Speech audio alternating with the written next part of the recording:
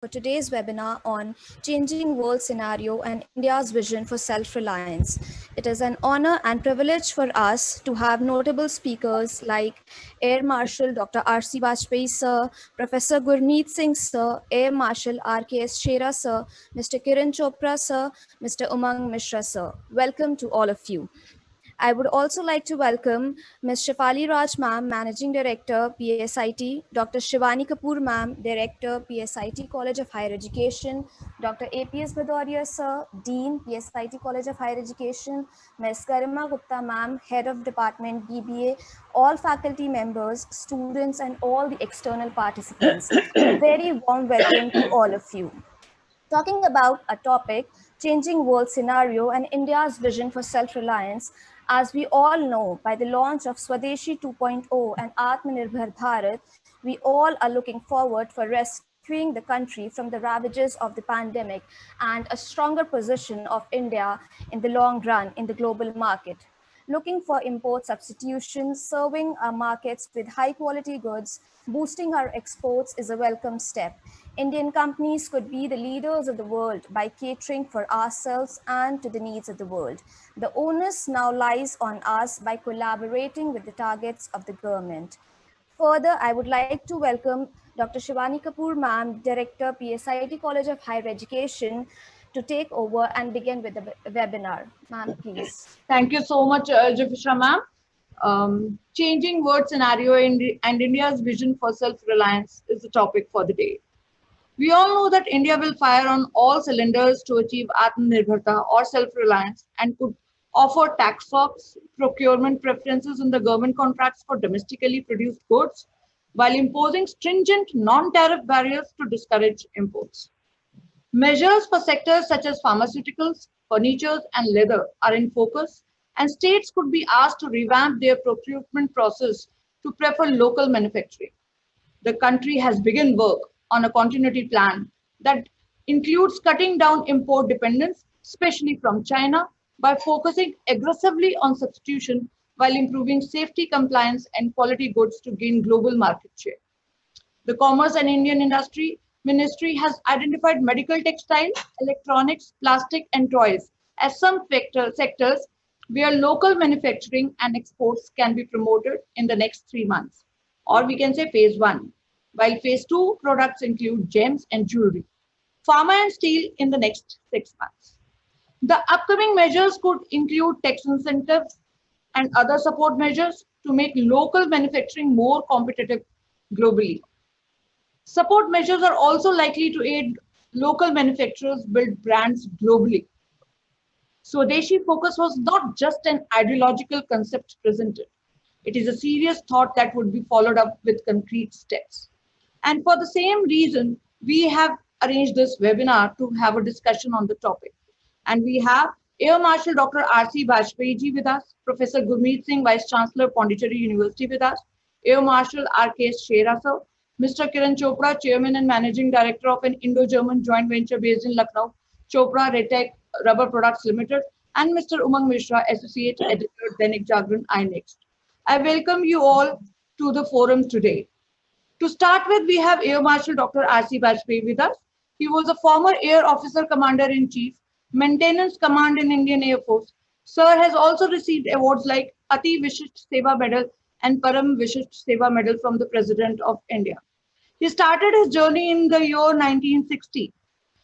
I'll read his profile in Hindi to add glory to his wisdom. Air marshal doctor Ramesh Chandra Vajpayee ji ने जून 1960 में भारतीय वायु सेना की टेक्निकल सिग्नल्स ब्रांच में कमीशन प्राप्त किया और 36 वर्षों से अधिक उत्कृष्ट सेवा के पश्चात अक्टूबर 1996 में एयर मार्शल के रैंक में मेंटेनेंस कमांड की air officer commanding in chief के पद से सेवानिवृत्त हुए। अपने कार्यकाल में फील्ड और स्टाफ के महत्वपूर्ण पदों को पर अपना योगदान दिया। एयरफोर्स की प्रथम और सबसे बड़ी मेंटेनेंस यूनिट को कमांड करने का सौभाग्य प्राप्त हुआ। कमांड हेडक्वार्टर्स में प्रिंसिपल स्टाफ ऑफिसर के पदों पर कार्य किया। चीन और पाकिस्तान के युद्धों में उनकी सहभागिता रही। एयर हेडक्वार्टर में कार्यरत रहते हुए इलेक्ट्रॉनिक इंटेलिजेंस सेल को स्थापित किया। रक्षा मंत्रालय में रहते हुए अवकाश प्रोग्राम की शुरुआत की और चीफ प्रोग्राम डायरेक्टर के पद पर कार्य किया। रक्षा के क्षेत्र में आत्मनिर्भरता के पक्षधर रहे हैं। रडार, कम्युनिकेशन, जहाज आदि के उपकरणों का तथा उनके रख रखाव की स्वदेशी तकनीक विकसित करके विदेशी मुद्रा की बचत की। एमटेक कोर्स के दौरान देश की पहली फेज एरे विकसित की, जो बाद में एक नए रूप में स्वदेशी इंफ्रा रडार में काम आई। वायुसेना में निर्वृत्त होने के पश्चात यूपीएससी में एडवाइजरी रहे, साथ ही एनएसआईटी इंजीनियरिंग कॉलेज में गेस्ट लेक्चरर के रूप में कार्यरत रहे। लगभग गत कई सालों से सेंट्रल सर्विसेज के अभ्यर्थियों को यूपीएससी में साक्षात्कार के लिए मार्गदर्शन करते रहे हैं। वे विभिन्न सामाजिक संस्थाओं जैसे पूर्व सैनिक परिषद, forum for integrated national security, forum for awareness of national security आदि में अध्यक्षीय पदों पर रहकर अपना योगदान देते रहे हैं। शिक्षा संस्थानों में जाकर विद्यार्थियों की राष्ट्रीय सुरक्षा के विषय में तथा उनकी भूमिका और उत्तरदायित्व के बारे में चर्चा करके उनके योगदान के लिए प्रेरित करते रहे हैं। सुरक्षा संबंधी विषयों पर गोष्ठी और सेमिनार आयोजित करके आम जनता को जागृत करते रहे हैं। We are blessed to have you with us today, sir. I would like you to start with your vision on the same theme. Thank you, sir. Thank you, Shivani ji, and good morning to everybody. Within the next 15 minutes, I'll briefly discuss the subject of today, giving a brief background as to how our neighborhood is there, how have we proposed to be independent in the field of technology, medicine, healthcare, and other areas which have been enumerated by Madam Shivani ji. You all know that India, as a peaceful country, has tried to coexist with its neighbors and tried to promote and progress the principle of non-violence. However, our two immediate neighbors, China and Pakistan, have been hostile to us and from time to time have been waging war against us. China attacked us 4 times, 1947, 65, 71, and the latest was in Kargil in 1999. And thereafter, it has been trying to destabilize us through the terrorism and other warfare activities. On the other hand, China, on another front, has been trying to capture all its neighboring lands, whether it is Mongolia, whether it is Tibet, whether it is any other country for that matter. Today, it has got disputes over land territory with about 23 countries. 12 are the neighbors where it has got boundary disputes and is trying to grab their land. In 1962, it attacked us, whether it was provoked by the Tibetan, when it occupied Tibet immediately after its independence, and we gave shelter to Dalai Lama, or it was his ambition to rule over the entire nation and become the superpower. Whatever may be the reason, we were attacked in 1962, and because of our policies at that time and our ill preparedness, where our soldiers were not properly clothed, ammunition was not there, weapons were not there, but still we fought with our 303 rifles with clothing, and the shoes were only canvas shoes. And in the winter season, on the high altitudes, we fought bravely, and a lot of our soldiers became a martyr, and we were defeated in that particular 1962 war because of our own policies, where our leaders feared that if they make our army stronger, our defense forces stronger, probably they might take over, as it has been happening in the neighboring country, Pakistan. Now, that's why it was one of the reasons that our forces were not prepared so well as they should have been. But thereafter, as you know, in all the wars with Pakistan, Pakistan was very badly defeated. Though still they are trying to carry out terrorist activities, but we are giving them the fitting reply. Now, China, its basic policy has been Mao Zedong related that we have taken over Tibet and will take over 5 states of India, namely Ladakh, Nepal, Bhutan, Sikkim, and Arunachal Pradesh. And to achieve that objective and in the pursuit of that goal, from time to time, China has been nibbling into our land, whether it was in the Ladakh region or in the Arunachal Pradesh. And recently in 2017, in the Doklam, you are all aware of what happened there. China never honored agreements which were signed in 93, 95, and thereafter in 2000 area. But they have been trying to deceive us. Pakistan basically has been an expansionist nation, as I mentioned earlier, and with that aim, it has been trying to get our land, nibbling into our territory from time to time. And once it was defeated in Doklam, then they faced a humiliation at that particular point. That is one of the aspects why what happened in Galwan Valley is the cause.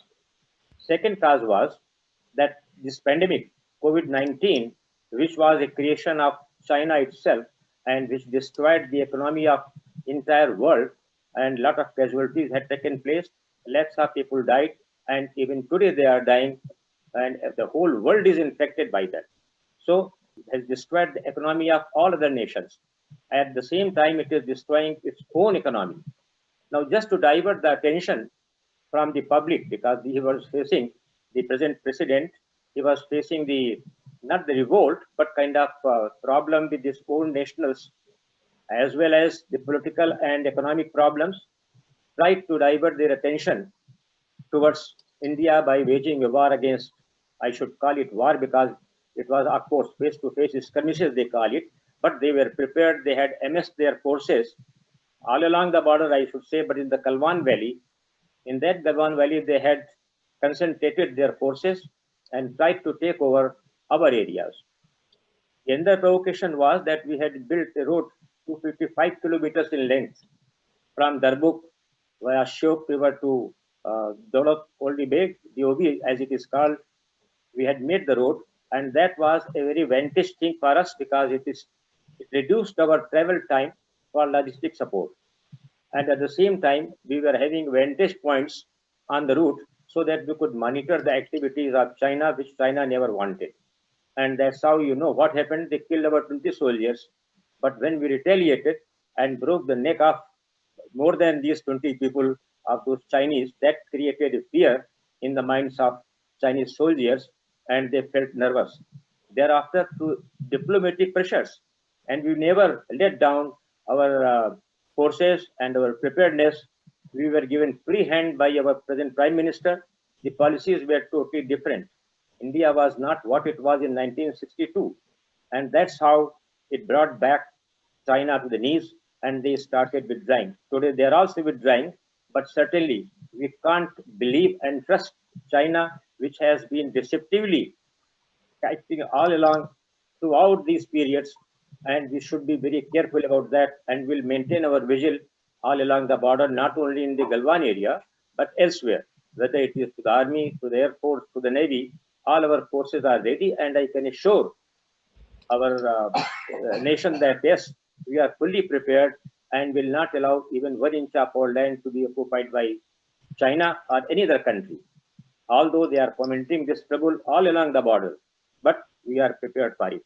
Now, how it has affected the economy and how it has given an opportunity and a challenge that we should become self-reliant, and which has been a policy of our government even before this Indo-China clash at Galwan.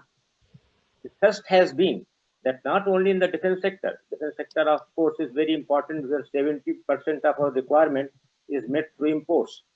So we wanted to be self-reliant.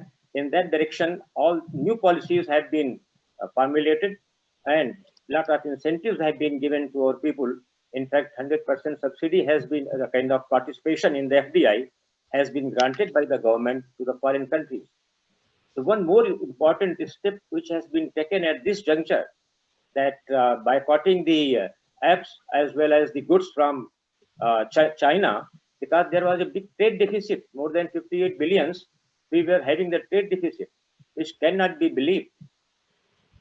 As far as the trade deficit was concerned, as well as the preparedness between 2004 and 2014 is concerned, we did not go ahead with the modernization at all.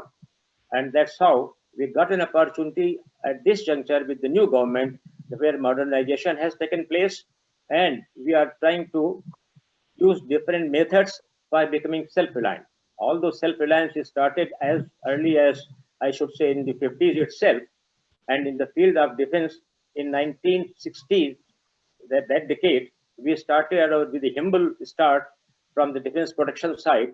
We started replacing the components, and thereafter we came to the devices, and then manufacturing of various weapons, equipment like tanks, etc., and even aircraft under license we had been manufacturing, and now we are designing our own aircraft. So kind of self-reliance in the field of defense is one of the paramount importance, because a lot of foreign exchange resources are frittered away by importing these things, and in the time of need, we have to depend on others for support and sustenance. Now, diplomacy also is one of the important factor, and this is the diplomatic and military pressure combined together that has made China to retreat.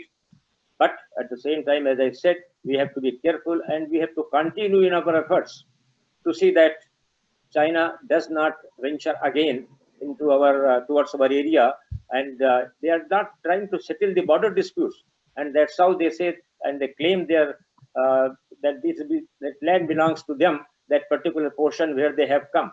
So we have to be more vigilant in that and that area wherever they are, and in fact, all along the border we should be prepared for those things. Although it involves a lot of expenditure, but that is worth it, because for the political, social, and economic stability and progress, we need that our border should be well defended, and that's how we have taken all these steps to indigenize the various things and facilities. Now, another opportunity which has come in our way is that all the countries, whether it is Europe, whether it is America, Japan, or anybody else, has stopped and has closed down their establishment, the factories and industries in China. This is the time when we can give concessions, take initiative to establish those factories and industries in our country. And it will benefit our economy as well as it will give us technological advancement and advantage. Also, will become further independent in further production, design, and development of those things. DRDO is acting very well. Now they have achieved so many laurels. They have progressed in all the fields, whether it is Army, Air Force, Navy areas, or in other sectors as well. Now, one thing for our students, we can assure you all, you have big potential, and you must realize what potential you have. You are using only 10% of your total potential. You are a very strong force, and you are the future of the nation. You should come and join wholeheartedly. The defense forces may not be in combat, maybe in combat areas, maybe in different forms, and there are many ways where you can contribute toward the national security. And the message which I want to give today is that you must be free, frank, and united. Unity is the basic requirement. Otherwise, we have so many kind of people who have been against the nation. We have so many who are against the nation and trying to destabilize. We have to remain cautious about their activities and nefarious designs where they are weakening our country. So not only we should be clear and fight the external enemy, we should be ready to weed out such people and such parties who are trying to destabilize us internally. At the same time, I'll urge our students who are very capable, be innovative. You can do, and you have done in the past, and again you can do, and you can make big contribution towards self-reliance of the country. Thank you very much. With these words, I close because the time is a constraint. Thank you so much. Jai Hind. Thank you so much, Bajpayee sir. We will look forward to your words of be innovative. You can do it, and we promise you that the students of PSIT will do their best to live to the cause. Thank you, sir.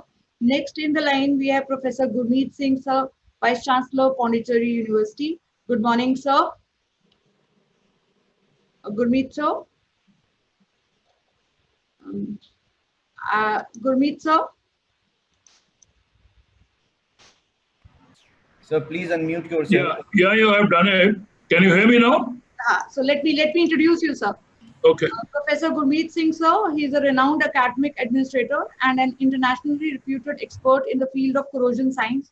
and smart materials. He has taken over as the Vice Chancellor of Pondicherry University. He has held various positions like Proctor, Head of Department, members of Executive Council, and numerous other administrative positions in the University of Delhi, besides serving as OSD, Principal Deshbandhu College. He has been on high-level committees in the UGC, DBT, CSIR, and several other public institutions. He has held the positions of Proctor, Head of the Department, members of Council in the year 2005-2010, and numerous other positions in the for Deshbandhu College at during the year 1997 and 1999. And he has written many research papers to his credit and has contributed to the society with his wisdom too. We welcome you, sir, to the forum, and we are looking forward to a great session from you. Thank you, sir. Thank you so very much, Yes, sir. Madam, for putting in some kind words about me. I'm very glad that your institution is organizing this webinar at a time when the whole country is passing through a very depressed time. Not only our country, in fact, the whole world is passing through a very depressed time. And it is these kind of webinars which will put our people back on track, and they'll come out of their difficult days. This kind of webinars will be one of those instruments which will kindle the right kind of sparks among our young minds. And the topic that you have decided on this, for this webinar, is a very apt one, that how India can become self-reliant and what are the steps probably which should be taken. Very respected Air Marshal Vajpayee Sahab and all other important guests attending this seminar, I wish a very good morning to all of you, and take this opportunity to appreciate your effort before I begin. And there was some technical glitch in joining, but then ultimately it got sorted out. When I joined a little later, of course, I was hearing Air Marshal Vajpayee talking about the credibility of Indian forces and about the steps that we have taken to guard our borders and what is particularly needed for our youth. And the message which he gave was, which I was very clearly, I could hear, that we should stand united. That is the, in fact, crux of the thing. Now, I being in academics, I would take you to certain other areas where I would like you to concentrate on. When we talk about self-reliance, people often tell me that what kind of a country we are in. We have not been able to develop any hill station. We have not been able to develop right kind of road network. You know, when we got independence, our aim at that time was to develop in three major areas. One was education, the other was to improve our health sector, and the third was infrastructure development. Now we went on, and the kind of steps our government has now taken, particularly in the last 10 years, have really resulted in amazing progress in all these areas. I'll quickly sum up because the time will be a constraint. You look at the education sector, the way we have gone around and the way we are catering to such a large force of students, the way from practically 10 universities in 47, now we have come down to about 900 universities in the country and about more than 40,000 colleges. The way we are doing and the amount of money that a student has to spend on education, it is one of the lowest in the whole world. That goes to our credit. And the education which is being imparted is a world-class one. Look at our IITs, look at our IIMs, look at our central universities. How good, how well we have performed, I think it is for anybody to judge. So this is one of the major areas where we have done exceedingly well, and we are continuing to do extremely well in this sector. We are updating our syllabi, we are updating our knowledge, we are updating our universities, the teaching systems and everything. And the result is for anybody to see. The result, when I say is for anybody to see, you look at our professionals who are found all over the world. You look at health professionals, they are all over. in fact, if Indian professionals are taken out from other countries, it will be very difficult for those countries to survive. So in addition to health sector, look at the education sector where we are helping other countries.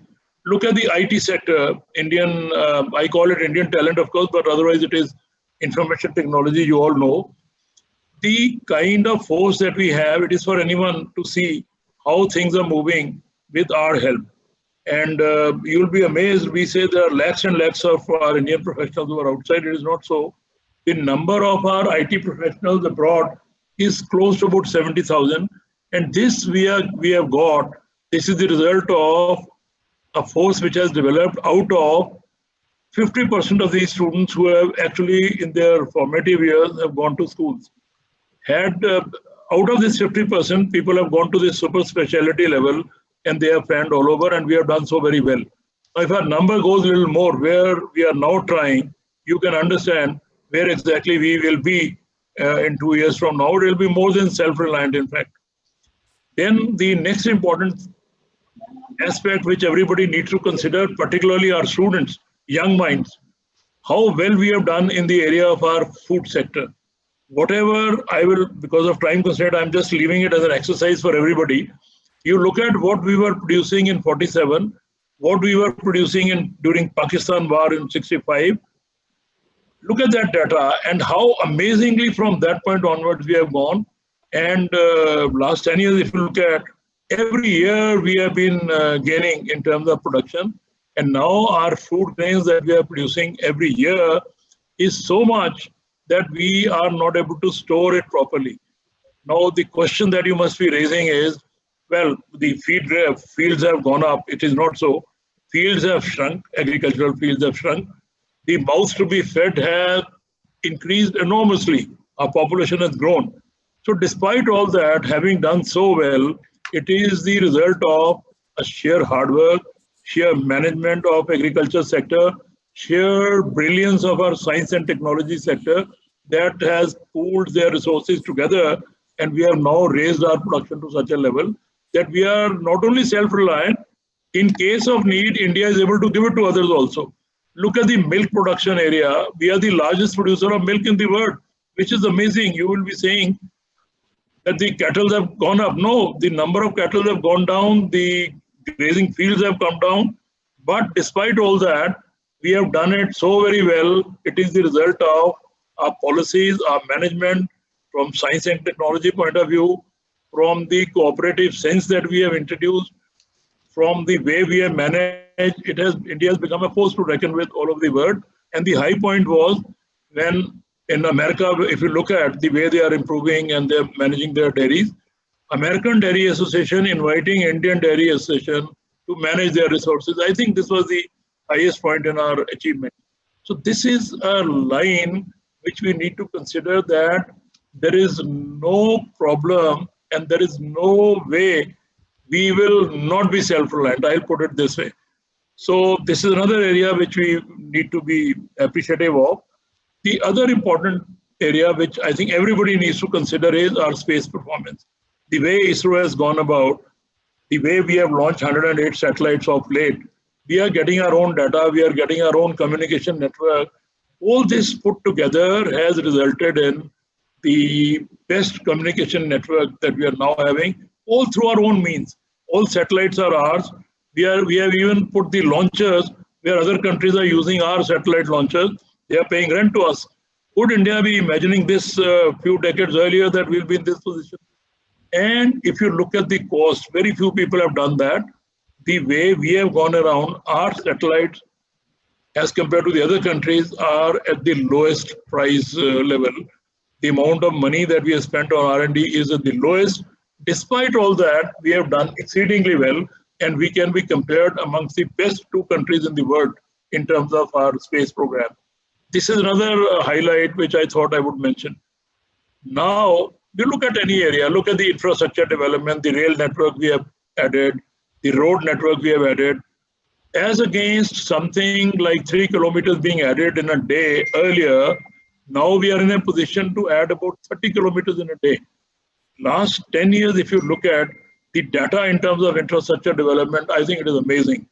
We are making our own aircrafts, our own submarines, our own naval ships. You name an area where we are not doing so very well. The last point which you need to consider, and I want everybody's attention on this, is that the recent pandemic that we have faced, which we are still facing, hopefully we'll get over it soon.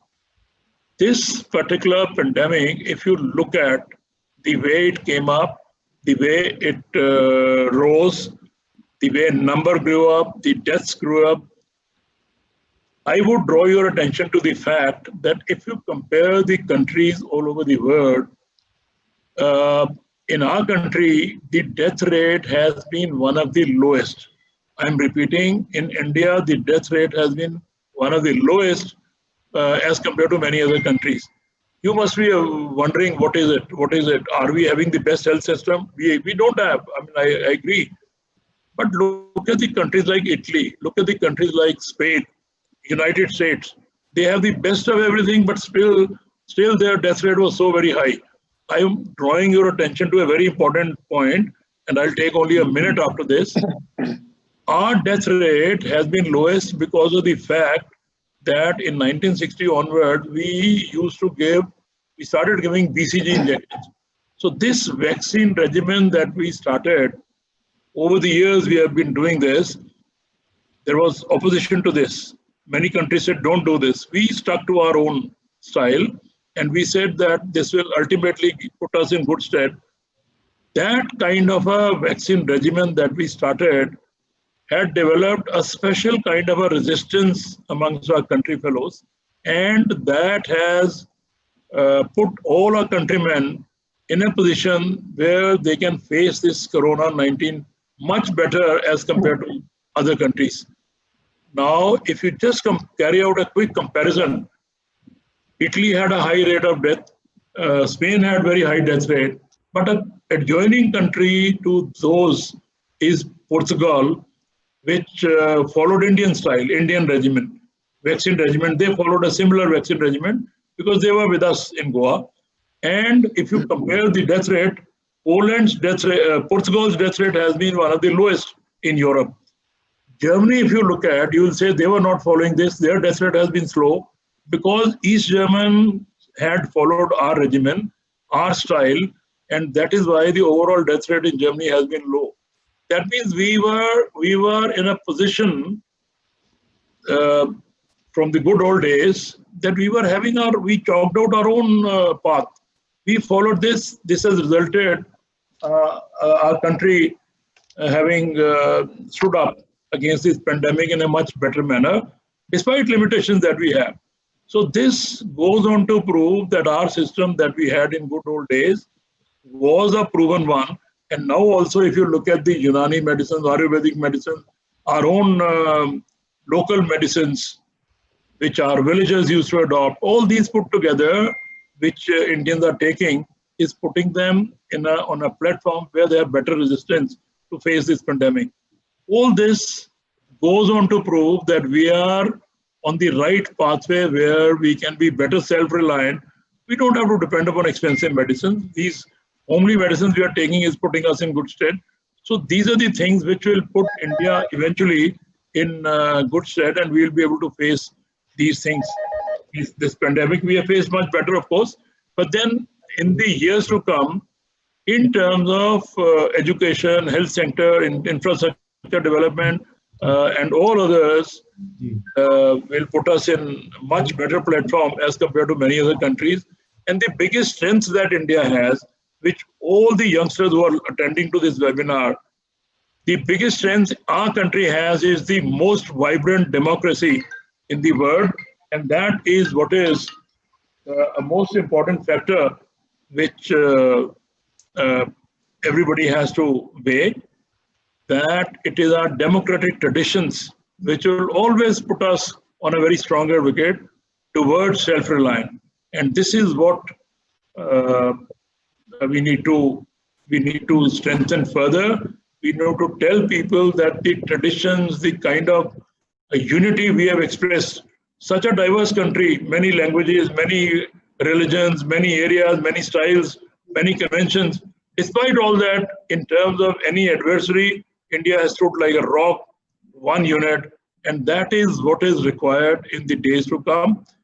With all that which I've said, I am very sure that there is no reason why our country will not be 100% self-reliant. Only thing is we need to keep our nerves with us. We need to hold our grounds, and I'm sure we are on the right track, and our country will be absolutely self-reliant in all areas sooner than what people are expecting. I'm grateful to the organizers here, Dr. Shivani Kapoor, whom I had the chance to meet earlier, and Dr. Vajpayee, of course, that you gave me this chance to share my thoughts in this webinar. I am giving these compliments because this is the right kind of an approach, because it will enable all the academicians and students and all concerned to come out of this depressing time, and will enable them to work with much more vigor to serve the society in the best possible manner. Thank you so very much. I wish the webinar a grand success, and God bless all of you. Thank you so much, sir. The pleasure was indeed ours. We would looking forward to your visit to the campus, but somehow due to COVID-19, we could not materialize that. But looking forward to your, your stance in PSIT. We all are waiting for that moment to come in. Again, I would like you to hold with us till, because after every speaker speaks, we'll have a question answers round where I would like your benign presence again. Thank you very much. I appreciate this. Next in the row, we have Air Marshal R.K. Shera sir with us. Good morning, sir. Morning. Dr. Air Marshal R.K. Shera sir, he was the Air Officer in Charge Maintenance at Air Headquarters and Air Officer Commander-in-Chief, AOC in Sea Maintenance Command in Indian Air Force. For his distinguished service, the Air Officer was awarded Param Vishisht Seva Medal in 2020, Ati Vishisht Seva Medal in 2014, and Vishisht Seva Medal in 1993 by the President of India. We are extremely honored with your presence on the forum, sir. I would like you to take over and share your wisdom with us. Thank you, Dr. Shivani, for your kind words.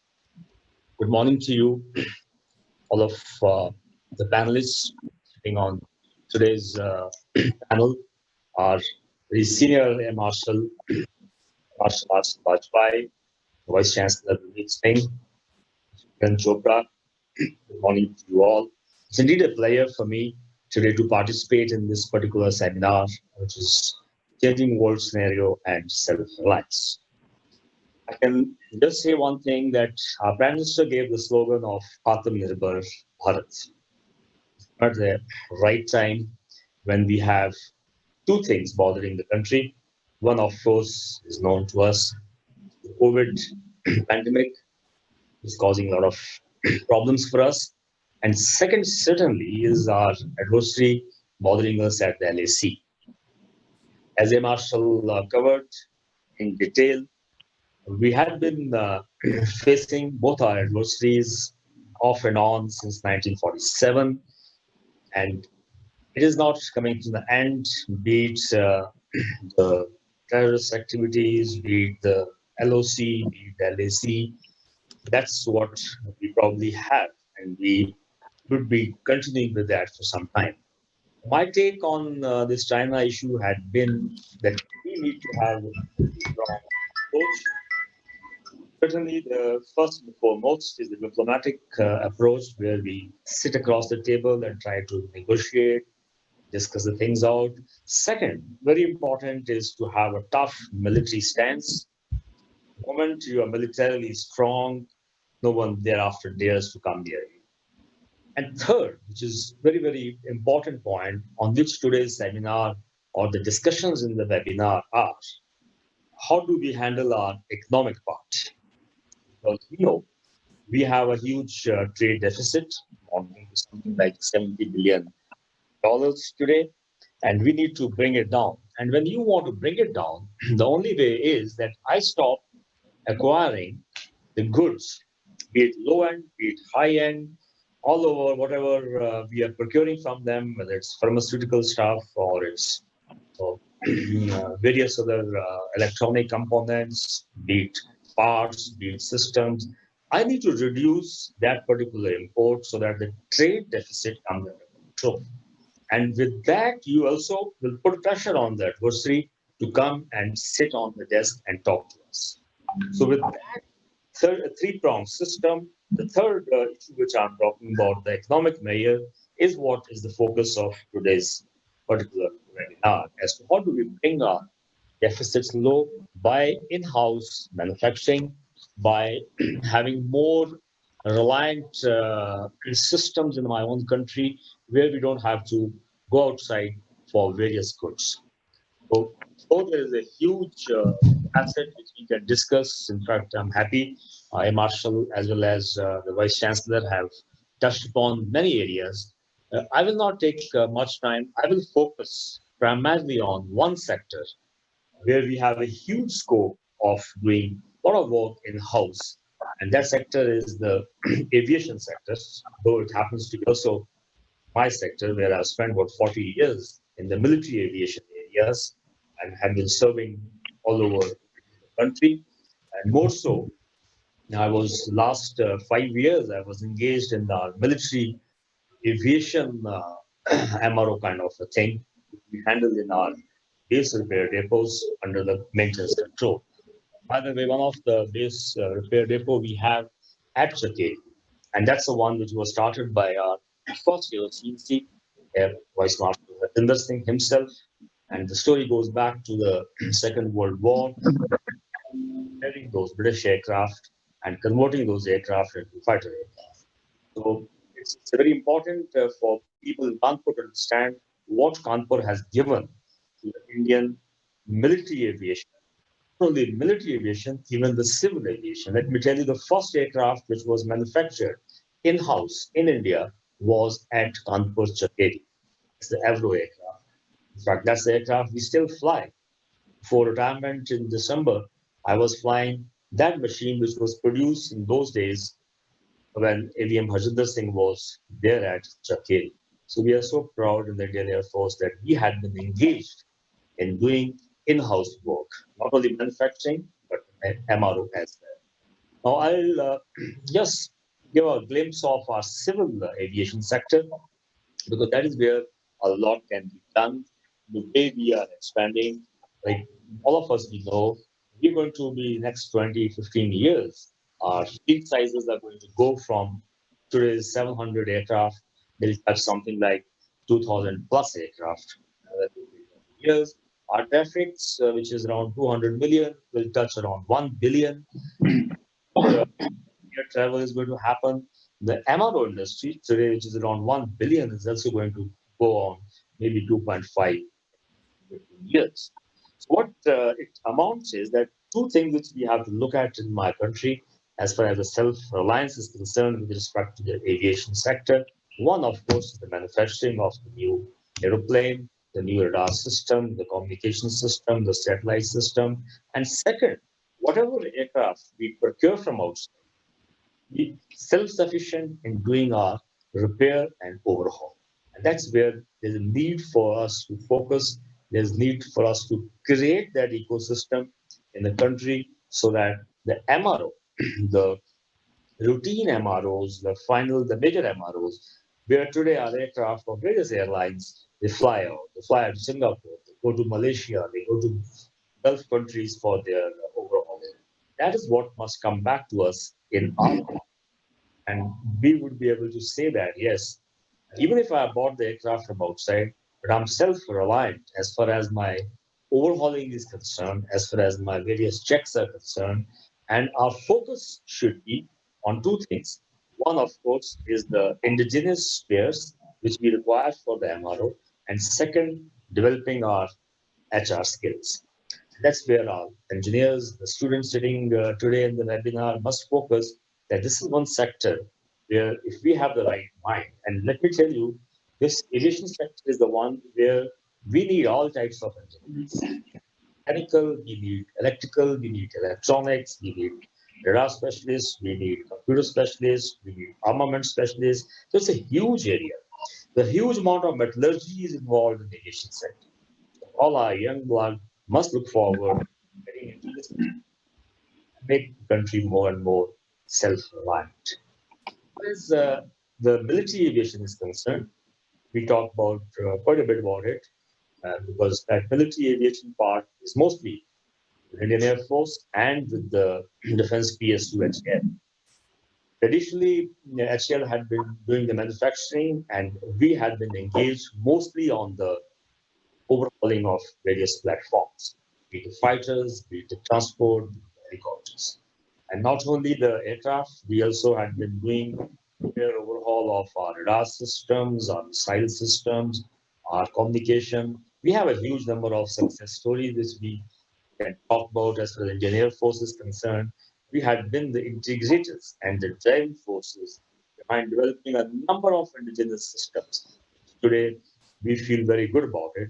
To name the LCA, today is a success story, and we had been right from the day one integrated in that, not only our requirements, which we call the SQRs, but also guiding the R&D department and shoulder to shoulder, we had been there with them in development of various systems, testing. The most important thing is when you develop a machine, who is going to air test that machine? That's where the Indian Air Force is always there.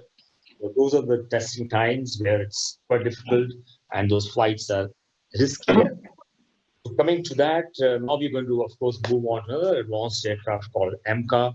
We have pushed a huge number of networking in India, the communication systems for Air Force. We have gone into the guided weapons, the car systems, indigenous missile systems today.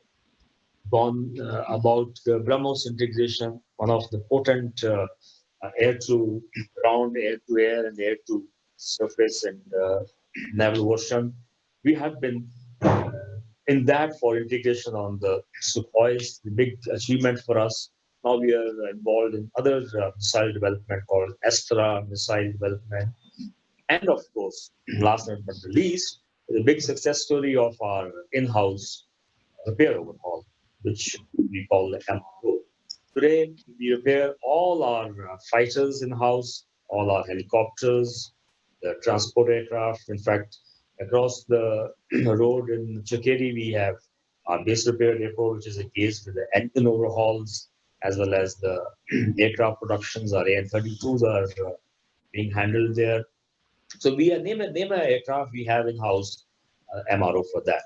And not only having the MRO, but other thing which we are very successful, we had been doing a lot in that, is the indigenization of all the spares which are required for the MRO. Today we boast of 98% self-sufficiency in our fighter aircraft overhauling. For example, the MiG-29 we overhaul at Nasik, we have 98% in-house spares well. That we have created a good ecosystem around our BRDs to supply us all those spares. Now we have to be thinking of the self-reliance. So though in the military sector, quite a bit we have achieved in the MRO, manufacturing will start, the R&D is going on now quite a bit. Though it's a long time when we can say that, okay, today we are self-sufficient. This is where our engineers, our technicians must work. In fact, BRDs have started now doing an apprentice program for the ITI students. I'll just tell you how the foreign countries, they invest in the skill. When we bought the Rafale aircraft against the offset, we have work going on in Nagpur. You're surprised.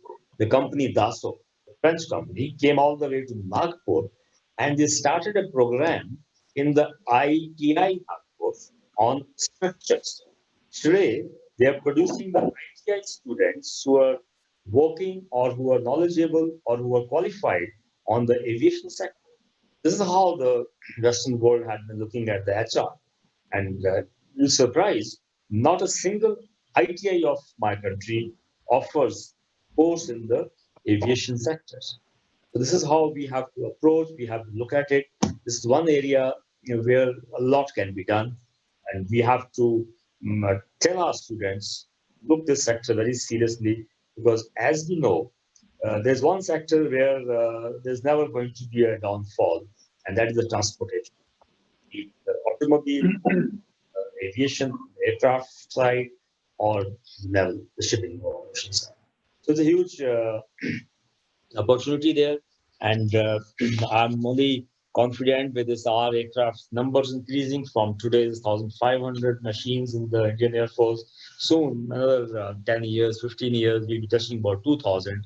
And when the number goes up, parallel to the civil aviation, as the Air Force number goes up, huge amount of huge amount of in-house repair work will come to us, huge amount of spares indigenization will come up. The third area where I just touch upon is the space program. Another huge opportunity to be self-reliant. As in fact Professor Gurmeet was talking about, the ISRO is a great success. How with the country coming out with a program called In Space, announced just about 2 weeks or 3 weeks back. For a private industry, the MSMEs are going to jump into the sector of space programs. And we have a lot of opportunities in that.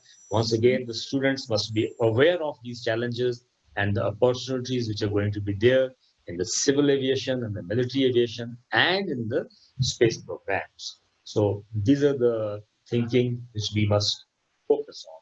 And a huge amount of armament, huge amount of guided weapons programs, the radar programs. So name a thing, our students can look into it and get specialized into that. Their masters must be in those specific areas so that when they come out after the MTech, they are qualified engineers.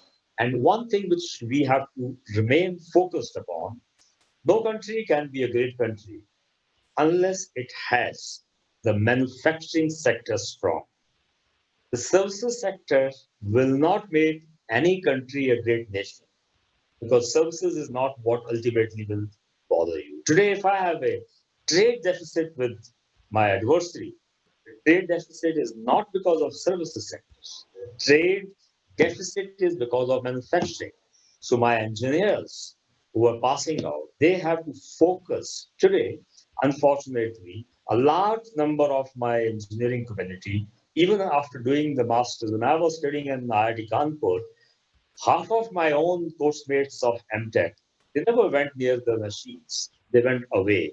They went into the areas of banking sectors, and there probably it's a white collar job, and everyone wants to make big money also. But let me tell you, the country can only progress. I can be only self reliant if my engineers, if my skilled manpower is working on the hardware and creating the things, because that is what will thereafter produce or give you the sector called services sector. This is what I always go wherever I go and talk to the students, whether it's Punjab Engineering College or it's IIT Kanpur or wherever. I always talk about that I need to retain my expertise in the sector which is most crucial. But you cannot make dams, you cannot make those big things sitting in our rooms. We have to go out. We have to go and stand in the sun to create those platforms. So with these things and thought processes, I would like to wish the PSIT all the very best and have a very successful webinar. And I'm sure we would continue discussing on that. My visit also was due. I was supposed to come in April, and because of COVID, I could come. Definitely, I'll be listening soon because we have a huge study there, as well as I have my own Almata IIT Kanpur where I'm going. So it'll be a pleasure to come and see. Thank you very much. All the very best. Thank you, Shrira, sir. The pleasure was all ours, and we are also looking forward to your visit at PSIT. And it gives me immense proud when I say that yes, Kanpur Chakeri was the first air station which gave the first indigenous aircraft. And we are proud Kanpurians also, and proud PSITians, and proud Indians also. Next in the row, we have Mr. Kiran Chopra ji, Chairman and Managing Director of an Indo-German joint venture based in Lucknow, Chopra Retech Rubber Product Limited, and a former Chairman of CII's UP Council. He has been a member of the Indo-German Chamber of Commerce, Managing Committee of Jaipuria School, Managing Committee of Vivekanand Polyclinic and Institute of Medical Sciences, and a founder member of Hope Initiative, an NGO which promotes health through schools and colleges and global Lucknow. We welcome you, sir. Good morning. Thank you, Dr. Kapoor, and my very eminent and decorated panelists. It's a pleasure and an honor to be a part of the panel. I represent the manufacturing sector, so we've had different views and different perspectives an academician, two gentlemen from the armed forces. So I am from the manufacturing sector, so I probably tick one of those boxes, which I think makes India Atmanirbhar. Yes, we have all been going through this unprecedented, it's been a cliched word, unprecedented, but it has been a transformational phase in our lives, whether you take it economically, emotionally, mentally, and even physically. I think all of us have experienced something we've never done before. So as we gradually get back to normal, and in fact, this is a very new normal. And believe me, Corona is going to become a part of our lives for quite some time going forward. So it's till the last man is disinfected, which may take several months or maybe years, the infection will always be somewhere close. So it is up to us to either live in fear or just follow the rules and guidelines and protect ourselves and go on with our life. I think that is the only approach that works positively. And I think we all need to follow that dictum. It is also an established fact that uh, more people in developed countries died out of ailments which were an outcome of a fear psychosis. And we need to get that feeling out of the way, first of all. And God forbid, if you are infected at any time, just follow the rules, take a break, get yourself quarantined and get back thereafter. So there is nothing to be living in fear of. If you remember, post 9/11, we all cribbed about the several layers of security that were created everywhere, wherever we went, whether it was a hotel or an airport. But we got used to all of that as a part of our lives, didn't we? And so even now, wearing masks or sanitizing, hand washing, avoiding touch and feel will be the new normal. And you will have to do this for the sake of the elderly of your homes and your respective families. So what are we looking at? We are looking at three situations post-COVID. The almost 3 months or two months of inactivity and now running into the third, something none of us have experienced in our lives. Slowly getting out of the lockdowns and coming to terms with issues on a day-to-day basis, even looking at possibilities of resurrecting our businesses with all the challenges that are likely to be faced. This is a scenario we have never experienced before. And of course, the future, will our business models survive? Will we need to reinvent and change our business model? If so, what will be the new opportunities? So obviously the students who are part of the university and who are watching this would like to know how lives in the business community will change going forward. One thing is for sure, the way we run our businesses will completely change. Every business has its own challenges and advantages. But certain aspects will be across businesses because of this pandemic. So let me share a few of them. Digital, the way we are having this webinar, I mean, it's becoming convenient for everybody now to sit wherever they are and become a part of a webinar. So digital will be very much a part of what we will do in our everyday lives. If you break Corona into three sections, I mean, the Corona regime into three sections, which is pre-Corona, during Corona, and post-Corona, we will see a new normal as far as digital usage is concerned. So knowledge about digital technology is going to be a huge part of careers in going forward. We were using about 20% digital before. We are now using almost 80-90% digital, and we will probably stabilize at about 50-60% digital. So digital is here to stay. And that's another area which I think the students can look at from the career perspective. At the same time, not that these were, not existent before, but, we were forced to adapt and adopt these, and we have to go forward doing this. So efficient communication and possibility of doing this from home. Today, a work from home culture is becoming a way of life for a lot of technology-based companies. So that's the new normal. So going forward, we all have to reinvent also. I mean, we have to innovate, remodel our businesses to stay relevant, because if you don't do this, there are always success stories in the business community post an event like this, and there are failures. So we have to, reinvent, otherwise we will fall behind. We always say it is the survival of the fittest, but that does not hold true.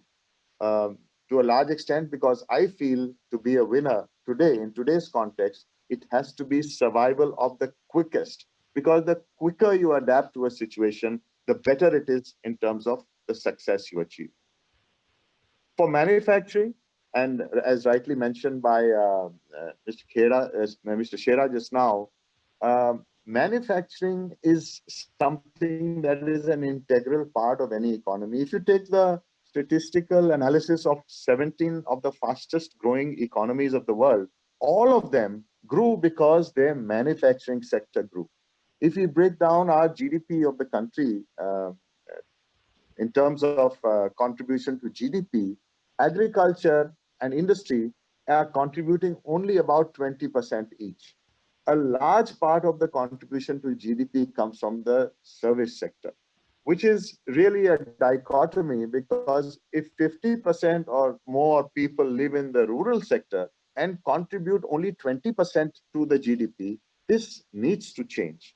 And of course, industry and agriculture have to work together. A little while ago, one of the panelists mentioned that we are the largest producers of milk. Yes, we are. We are the largest producers of milk. But how much value addition do we do? Does our cheese get exported to the rest of the world? No. Only producing milk is by itself not an achievement if we don't add value to what we are doing. And here is where industry has a role to play. So value addition and upgrading to global standards is a must. And for manufacturing, these standards are, we call them Industry 4.0 standards, and that is the need of the hour. We were already working on this, but with this pandemic and the Atmanirbhar dictum, we have to press the fast forward button and get there much faster than we imagined we could. Let me assure you, of course, that because I am from the manufacturing sector, I've been there, done that, and I believe that Indian manufacturing can do a better job than anyone in the world in pretty much any aspect of manufacturing. We just need to believe in our ability and invest in what other countries have done, and that is scale. If we take our example, as a company based in Lucknow, we manufacture automotive components made out of rubber. I am proud to say that we are a true example of being Atmanirbhar. We import nothing and we export everything that we manufacture sitting right here in Lucknow, and we export even to the likes of China. So that speaks speaks volumes of how capable Indian companies can be. It is unfortunate that we exist in silos and we are not integrated as a manufacturing nation. So this must change. Then, of course, there are some businesses which are perennial in nature, which did not get so badly affected during the pandemic. And these are, businesses which are in the area of healthcare, food, and education. In fact, I feel that healthcare could be the next IT. If you saw the revolution in the IT sector, healthcare can be the next revolution in terms of the business possibilities in the country. So now we're looking at what are the new opportunities that will emerge in adverse situations like this. And we have to learn from the past, of course. It is for us to spot them and act very, very swiftly. And it's doable. A case in point is the overnight capacity we created in the country for PPEs and masks. I mean, in a matter of weeks, we were off the ground and we got ourselves away from the dependency of import. So we have it in us. We have proved it time and time again. But of course, we need to do it as an integrated team of manufacturing. So opportunities in healthcare, telemedicine, digital platforms is probably something you could look at. Of course, there are some very, very badly challenged businesses now, and I can name a few: airline, hospitality, restaurants, hotels. I mean, they will have to ultimately come back. And here lies an opportunity for young startups to think of ideas on how to get these businesses back on track. Of course, in a new avatar, probably with pluses and minuses to change some business models. But I think that is a huge opportunity for young minds to think in those directions on how to quickly resurrect these businesses. Yes, they will come back maybe a year, 6 months from now, but before they go into sickness, there have to be solutions that have to be found. So, as I mentioned earlier, no one can wish countries like China away overnight. It is not going to happen. I mean, we talk of completely shunning things away, but we have to accept that they are too deeply entrenched in almost every major economy of the world. However, uh, we also know, and the world knows, that after USA and China, India is the only large economy which has the propensity to grow exponentially to match the scale and diversity of the global supply chain. And herein lies the opportunity for the government to create policies and reforms to enable this and get the world supply chain away from its dependence on China as it has been seen. And of course, the sentiments work in our favor. Another example I'd like to share with you about Indian manufacturing prowess. The market leader of motorcycles in Europe is not BMW. It is a company called KTM, which is part owned by the Bajaj Group. China is slipping fast, not only in the manufacturing of bikes, but also in the manufacturing of other two-wheelers. Indian suppliers are beating them hands down, whether it is the motorcycle or the components. Three Indian companies, Hero, Bajaj, and TVS, and of course now Honda in India today, they dominate the world motorcycle market. China did try at some point of time to enter the Indian market with their motorcycles, but were driven out of the Indian market very quickly.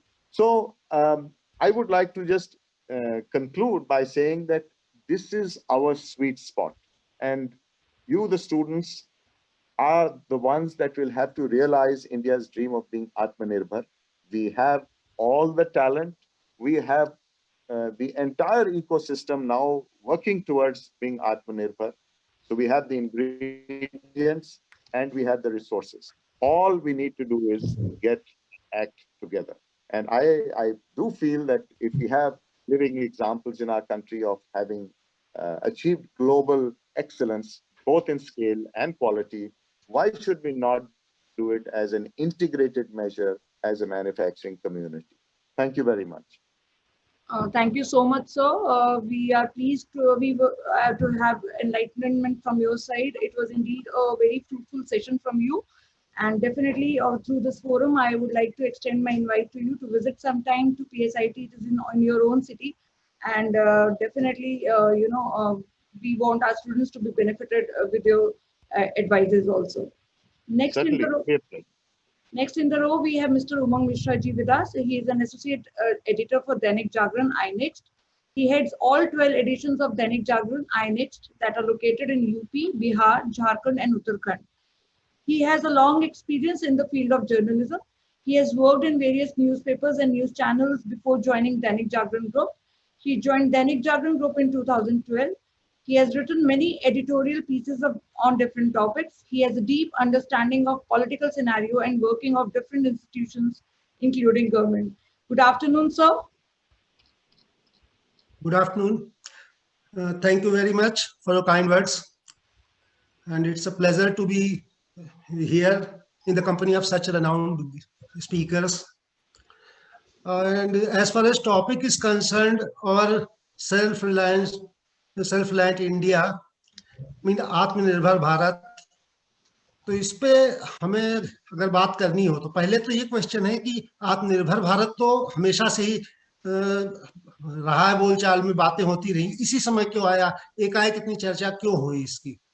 तो पहली बात तो ये important है कि ये PM ने जो संबोधन किया था कोविड के बाद संदर्भ में, तभी ये बात सेल्फ रिलायंट इंडिया की फिर से आई है, जब उन्होंने बोला है कि आत्मनिर्भर भारत की हमें जरूरत है और हम बनाएंगे। इस समय ज्यादा इंपॉर्टेंट ये इसलिए हो गया क्योंकि दो पर्सपेक्टिव से इसे देखना पड़ेगा। एक चाइना का इनकर्जन जो कि लद्दाख की तरफ था, और दूसरा कोविड के वजह से इकोनॉमी में जो नुकसान हुआ है उसकी वजह से। अब इसको दोनों चीजों को हम इसी आत्मनिर्भर भारत के थ्रू ही टैकल करने का लक्ष्य है, जिसकी वजह से ये बात उठी है इस समय। अब बात इसमें ये है कि हमारी जो इकॉनमी है उसमें पहले तो ये आत्मनिर्भर भारत का मतलब क्या, वो क्या पर्सपेक्टिव दे रहे थे, क्योंकि टर्म तो बहुत पुराना है। इस समय क्या पर्सपेक्टिव है? इस समय पर्सपेक्टिव आप इस तरह से समझिए कि हमारी जो इकॉनमी है वो किसी पे डिपेंडेंट ना हो। हम यानी हम अपने प्रोडक्शन के लिए डिपेंडेंट किसी दूसरी कंट्री पे नहीं होनी चाहिए। एग्जाम्पल मैं आपको ऐसे दूंगा कि आपने ये देखा होगा कि अभी इंडिया ने जब चाइना को सबक सिखाने के लिए एप्स बहुत सारे कैंसिल कर दिए कि अब इंडिया में एप्स नहीं चलेंगे, लेकिन आपने ये देखा होगा कि बहुत सारी चीजें ऐसी हैं जिन पे को टच भी नहीं किया गया। इसलिए नहीं किया गया कि उस जगह हम मजबूर हैं इनपुट्स के लिए चाइना से। इसका एक सबसे बड़ा एग्जांपल है कि जो हमारा दूर संचार टेलीकम्युनिकेशन सेक्टर है, इसमें चाइनीज कंपनीज बहुत ज्यादा एंटर कर चुकी हैं, जैसे हुई वगैरह हुई, एचटीटी हुई। इन कंपनीज को अमेरिका ने रोक रखा है 2018 से कि आप हमारे यहाँ नहीं इन्वेस्ट कर सकते। हमारे यहाँ वो हैं, हम उन पर बैन भी नहीं लगा सकते, क्योंकि हम अगर लगाएंगे तो हम आप जो इसमें वेबिनार कर रहे हैं इसको करने में भी दिक्कत आ जाएगी। तो ट्रांसमिशन प्राइवेट कंपनीज हैं, उनके इंस्ट्रूमेंट्स यूज करती हैं। तो जाहिर सी बात है कि ये बात बहुत गहरी है और बहुत ज्यादा इस दिशा में किए जाने की जरूरत है काम। जबकि हम slowly slowly self reliant economy की ओर जाएंगे और उन जहां से चैलेंजेस जहां से हैं वहां से हम उनके अल्टरनेटिव्स क्रिएट करेंगे। इंडिया में कैपेबिलिटीज बहुत ज्यादा है, इसमें तो किसी को कोई शक नहीं है। बहुत सारे गेस्ट ने बहुत सारे एग्जांपल्स भी दिए, हम लोग जानते भी हैं इन चीजों को। इसलिए हम उन एरियाज को मैं टच करने की कोशिश करूंगा जिसको कि ऑलरेडी डिस्कस नहीं किया गया है, और शायद वो उतने मतलब फ्यूचरिस्टिक बातें होंगी ज्यादा कि हमें करना क्या चाहिए। देखिए, दो चीजें करनी चाहिए। एक तो करनी ये चाहिए कि जो पास्ट में अगर पॉलिसी लेवल पे कहीं कोई चूक हुई है तो उसका कोर्स करेक्शन करना चाहिए।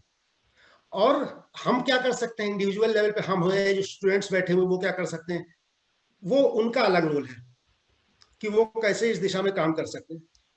तो पहली बात हमें ये समझनी पड़ेगी कि जो अगर आप चाइना की सिचुएशन देखें, चाइना क्या करता है। चाइना, आप इस बात को बिल्कुल यकीन मान लीजिए कि चाइना इस समय इस दुनिया का सबसे और शायद अकेला इंपीरियलिस्टिक कंट्री है।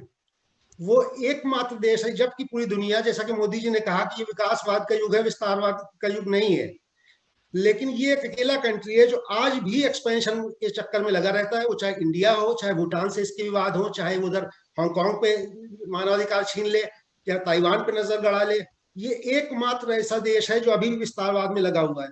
और इसका विस्तारवाद सिर्फ और सिर्फ जमीन तक नहीं है, या ये सबसे बड़ी इसकी खासियत ये है कि ये युद्ध नहीं लड़ता है, ये बिना युद्ध लड़े ही विस्तारवाद कर लेता है। वो इसलिए क्योंकि ये हर समय एट वॉर है, जिसको एहसास भी नहीं होता कि हम एट वॉर हैं और चाइना आपके साथ एट वॉर होता है। वो ऐसे होता है कि वो आपकी इकोनॉमी में घुसपैठ करता है। कितने सारे कंट्रीज में इस बात के एग्जांपल्स हैं कि जहां चाइनीज कंपनीज के इन्वेस्टमेंट्स हुए, वो वहां इन्वेस्ट करती हैं, उस पोजीशन अपनी बनाती हैं, उसके बाद उस कंट्री में जाकर के उसके सिस्टम को करप्ट करती हैं, वहां के एडमिनिस्ट्रेशन को, गवर्नमेंट्स को, इन सबको करप्ट करती हैं, वहां के पॉलिटिकल पार्टीज को करती हैं। बैन लगे हैं इनके ऊपर बहुत सारे यूरोपियन कंट्री में कुछ कंपनीज के ऊपर। और आपको जान के ताज्जुब होगा कि बहुत सारी कंपनीज जो कि बाहर ये काम करती हैं वो सारी की सारी सरकारी कंपनी है चाइना की, मतलब गवर्नमेंट से एडेड कंपनीज हैं वो। यानी चाइना जो इकोनॉमी में जो इन्वेस्टमेंट्स करता है दूसरे कंट्रीज में, वो सिर्फ और सिर्फ प्योर इकोनॉमिक नहीं होते, वो स्ट्रेटेजिक भी होते हैं। यानी कि चाइना को कोई भी इजाजत देने से पहले हमें सोचना पड़ेगा कि इसके इम्प्लीकेशंस क्या होंगे।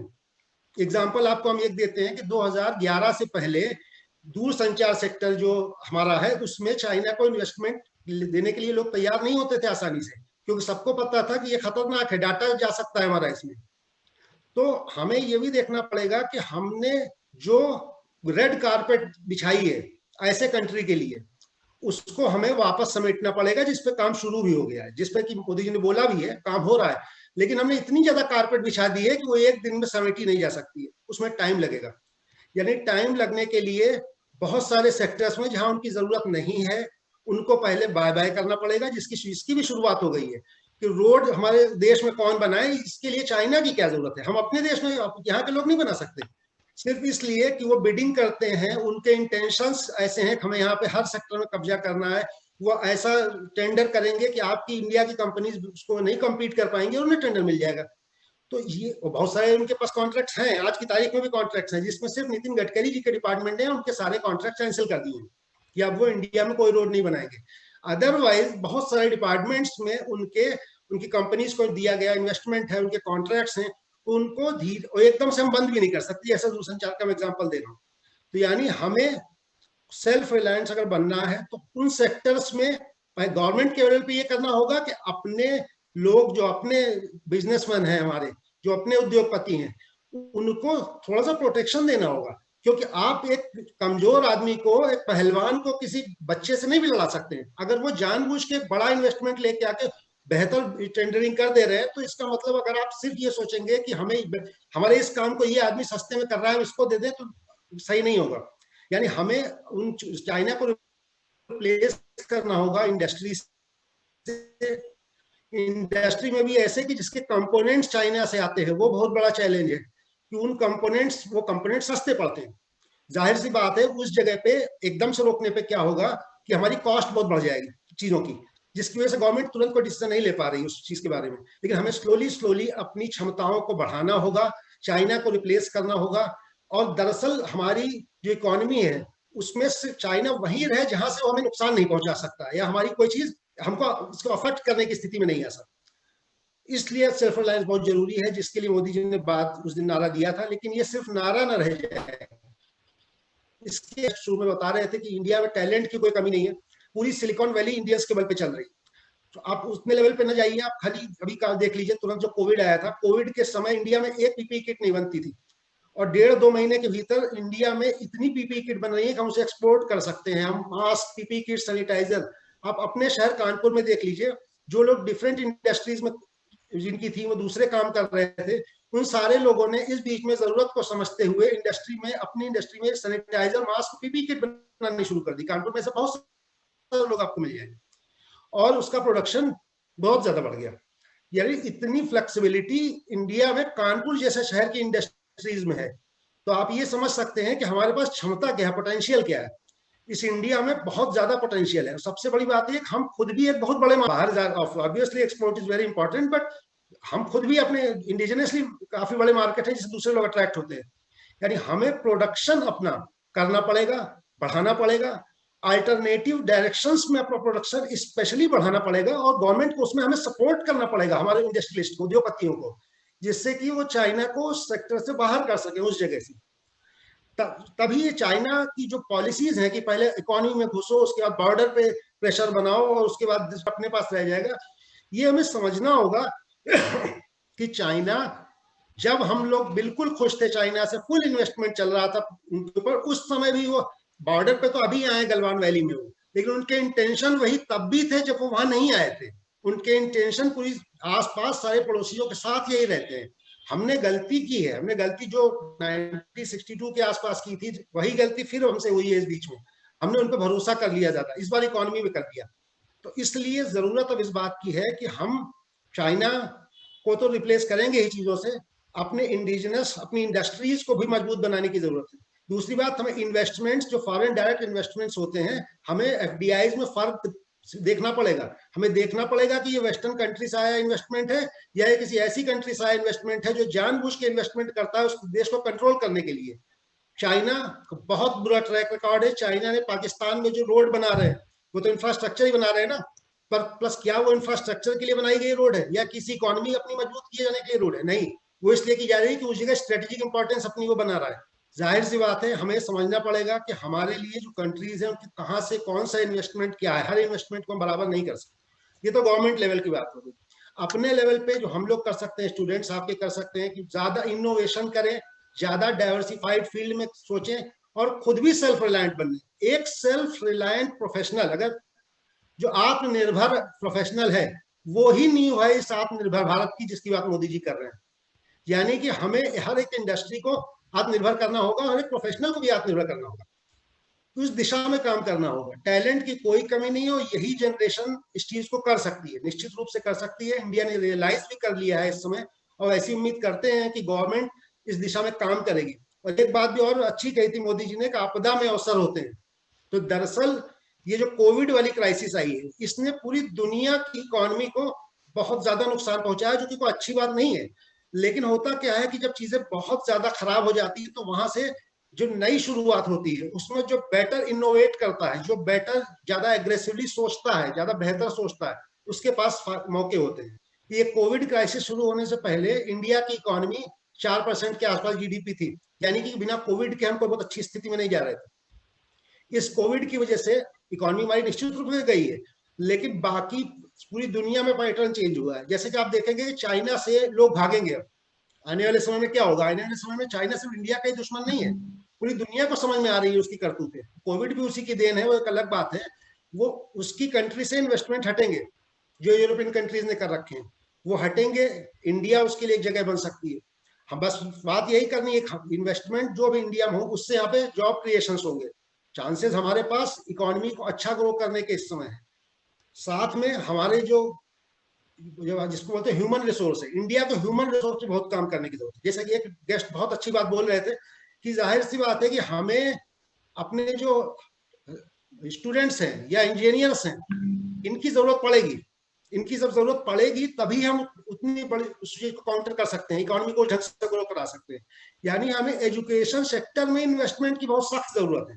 हमारे पास एजुकेशन सेक्टर में इन्वेस्टमेंट जितना ज्यादा होगा, जिस उतना ही आप समझिए हम इनडायरेक्टली अपनी इकोनॉमी को मजबूत कर रहे हैं, क्योंकि जो वर्क फोर्स हम क्रिएट करेंगे वो दरअसल हमारी इकोनॉमी को स्ट्रेंथन करेगी जाकर।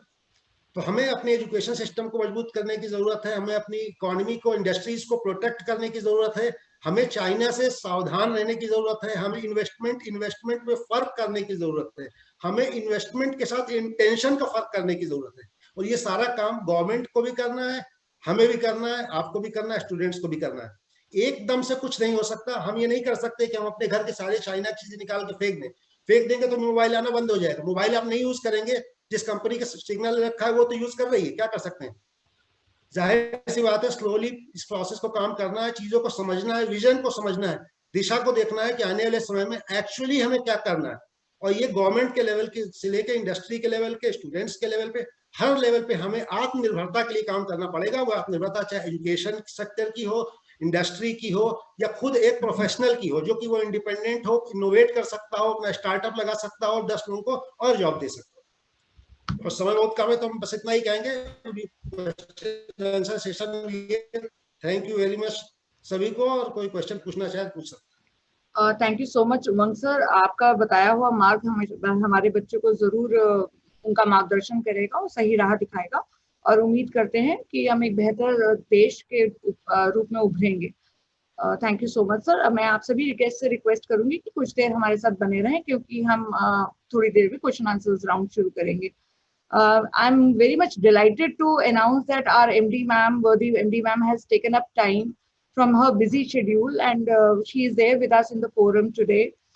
To give her a brief introduction, let me tell you that she is an alumnus of Loreto Convent, Ms. Shifali Raj, MD PSIT Kanpur, and she is a postgraduate in commerce. She has pursued her fashion and textile designing, and she has been an YWCA member and a first degree Reiki healer. She knows Braille and has received appreciation from Blind Employees Welfare Council, Drug Addict Rehabilitation Organization, and UNICEF. She is the founder of Speakwell, the lifestyle school. Along with this, she serves as a managing director of PSIT Group of College, president of Earth NGO for Education and Development of Girl Child, and vice president of National Human Resource Development. She is a recipient of a medal by the Governor for Excellence in Education and has been awarded as a career guru by a reputed media house. She contributed actively in formulating a strategic roadmap on public-private partnership in education in association with India Today Group. She works on UP CM Shri Yogi Adityanath's dream project to develop UP as a preferred destination for talent mining in the country. She has been active in the field of education for the last 25 years now. She has handled leadership roles for her own ventures, Speakwell and PSIT Kanpur. She has been trainer to reputed organizations like PepsiCo, Pantaloons, HBTI, Kanpur University, Institute of Chartered Accountants, Kanpur Municipal Corporation on life skills and leadership development. She has been invited to deliver talks on the forum like India Today, Dialogue India, IUP, NHRD, FICCI Flow, TEDx, and dozens of conferences. She has been associated with PSIT group of colleges for over 8 years now and has been instrumental in completely transforming the brand image of the organization. In her role as an MD, she has built domain expertise in different areas of HR like workforce planning and recruitment, placements, training, corporate relations, organization development, employee relations and communication. She is a strong individual who loves to balance her passion with profession assured to her and to learn guitar, sing, drive, and play basketball. And she's a great source of motivation for people like me. We welcome you, ma'am. Good afternoon. Good afternoon, everybody. Thank you so much. In fact, when the time was being set for the webinar, Shivani ma'am checked with me and I had already committed the same time to somebody else. And I'm sorry for barging in actually, but then I didn't want to miss the opportunity of interacting with all of you today. So I'll take a couple of minutes and I'll put across my views on this so much talked about topic. So at a time when the world is suffering from this deadly pandemic, India plans to convert this crisis into an opportunity and strengthen its fight by becoming Atmanirbhar or self-reliant. So this term we all know was coined by our Honorable Prime Minister of India during his address to the nation on 12th, 2020. And he called this campaign as Atmanirbhar Bharat Abhiyan. He also defined 5 pillars of Atmanirbhar: economy, infrastructure system, demography, and demand. He stressed upon the fact that it is time to become vocal for our local products and make them global. So under this campaign, a special economic package has been released by the government, which will benefit various segments, including cottage industry, micro, small, and medium enterprises, laborers, middle class, and industries, among others. So education is one of the focal areas of Atmanirbhar Bharat. So the proposed reforms could lead to a positive shift in the quality of education. Let's hope that happens. So currently, even though we live in an era of online education, digital accessibility even today is an issue. So we know that. So even the remote locations have, in fact, the cities have this problem, forget the villages. So also according to Deloitte and Give India report, which I was studying a couple of days back, there is an acute shortage of qualified teachers. We keep grappling with this problem day in and day out at PSIT. So while the best teachers cannot always reach the grassroots, digital content can. That's a blessing. So with a multi-channel approach to combat these issues, now TV channels can run educational contents for classes 1 to 12. It sounds pretty exciting. This will be supplemented by radio and podcasts, which are becoming actually very, very common. So with this, the grassroots network of government schools should be viewed more as learning zones rather than training institutions. So edtech companies can chip in by customizing the content to the local context. So like KPMG report says, about 15 lakh students will be looking to enroll in higher education in this academic season alone. It's humongous. So allowing institutions to provide online degree was actually a much awaited reform. So pacing with the developed countries, thereon students from the remotest and poorest of backgrounds will have access to the best learning content. Moreover, what we need is capacity building for parents and teachers to engage with this new form of learning. I think every home today with children are grappling with this. So government has launched PM E-Vidya, a program for multi-mode access to digital online education. So this National Foundational Literacy and Numeracy mission is to be launched by December 2020, is what we say. And we've heard. And to ensure that every child attains learning levels and outcomes. So like we say, like the previous speaker, Mangji said, that difficult times, something good comes out of it. And like we say that every cloud has a silver lining, so this pandemic.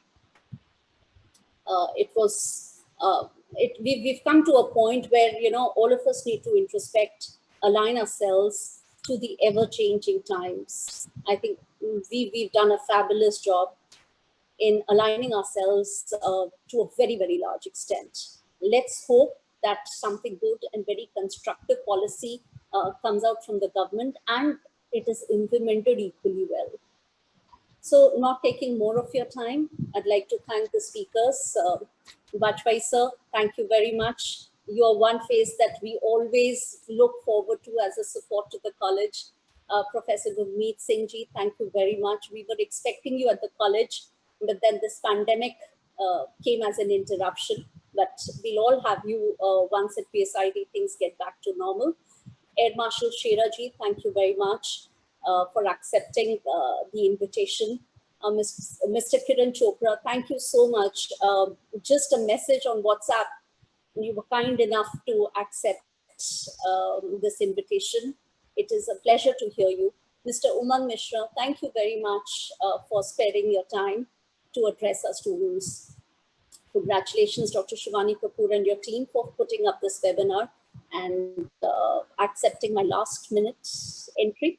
Thank you very much. Namaste. So, ma'am, it is always a pleasure to have you among us. It is like a blessing showering on us. Appreciate it. That is, we are humbled to have you with us. Once again, I thank all the guests on the forum. Before moving up to the question answers round, I'll quickly wrap up the rounds, the sessions that you people have taken up. We started with Professor R.C. Bajpai sir, who threw light on the war with China in 1962. And then he told about the conditions there in China where Mr. Jinping is somehow facing a rebel in his own country. And he brought out the importance of unity. He said that it is the basic requirement of the time.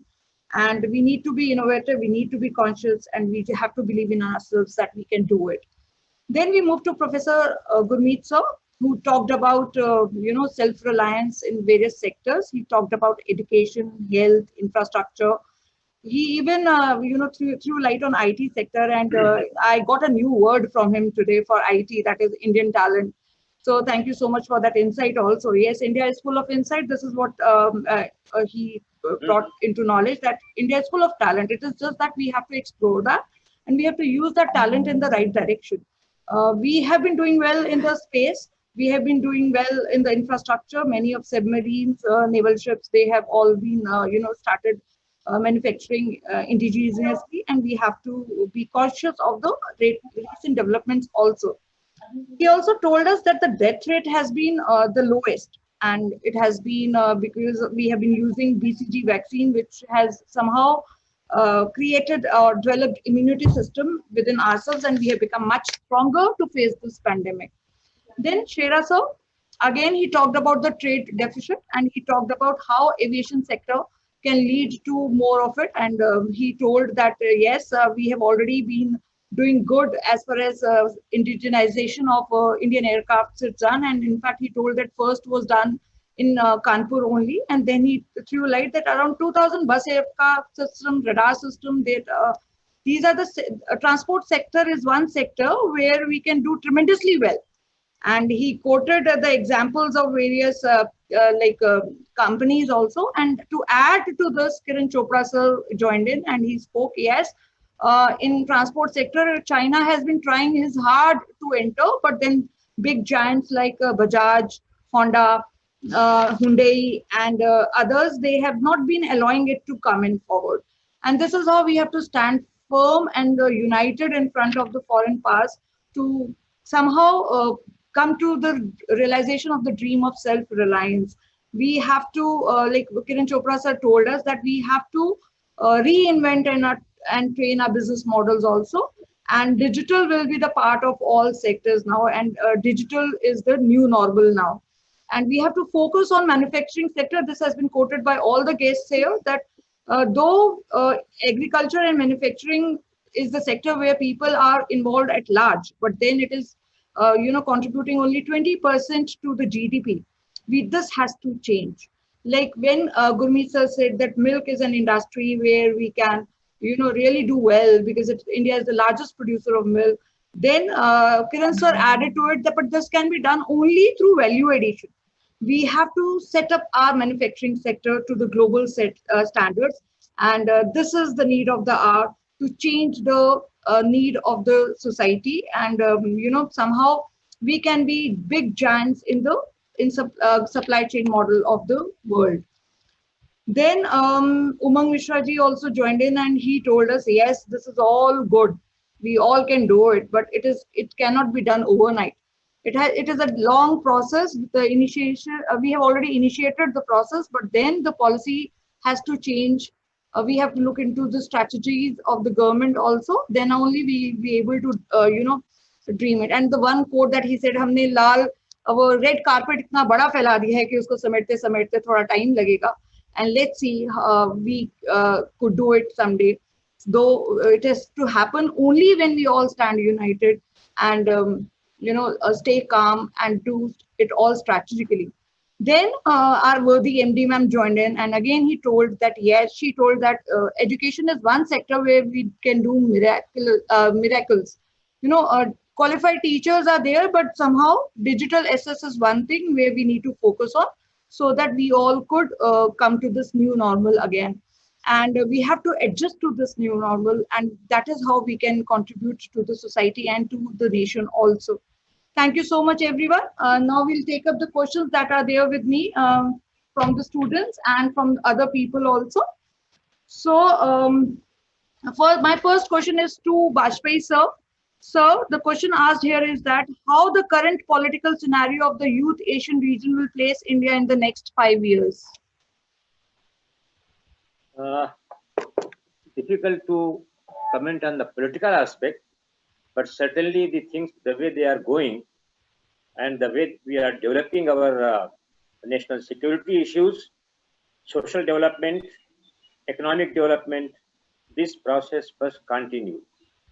The people who are opposed to this kind of developments, they have to be taken care of, and we must concentrate on development, all aspects of the development activity, whether it is in the field of economics, whether it is in the field of health, social activity, any other issue.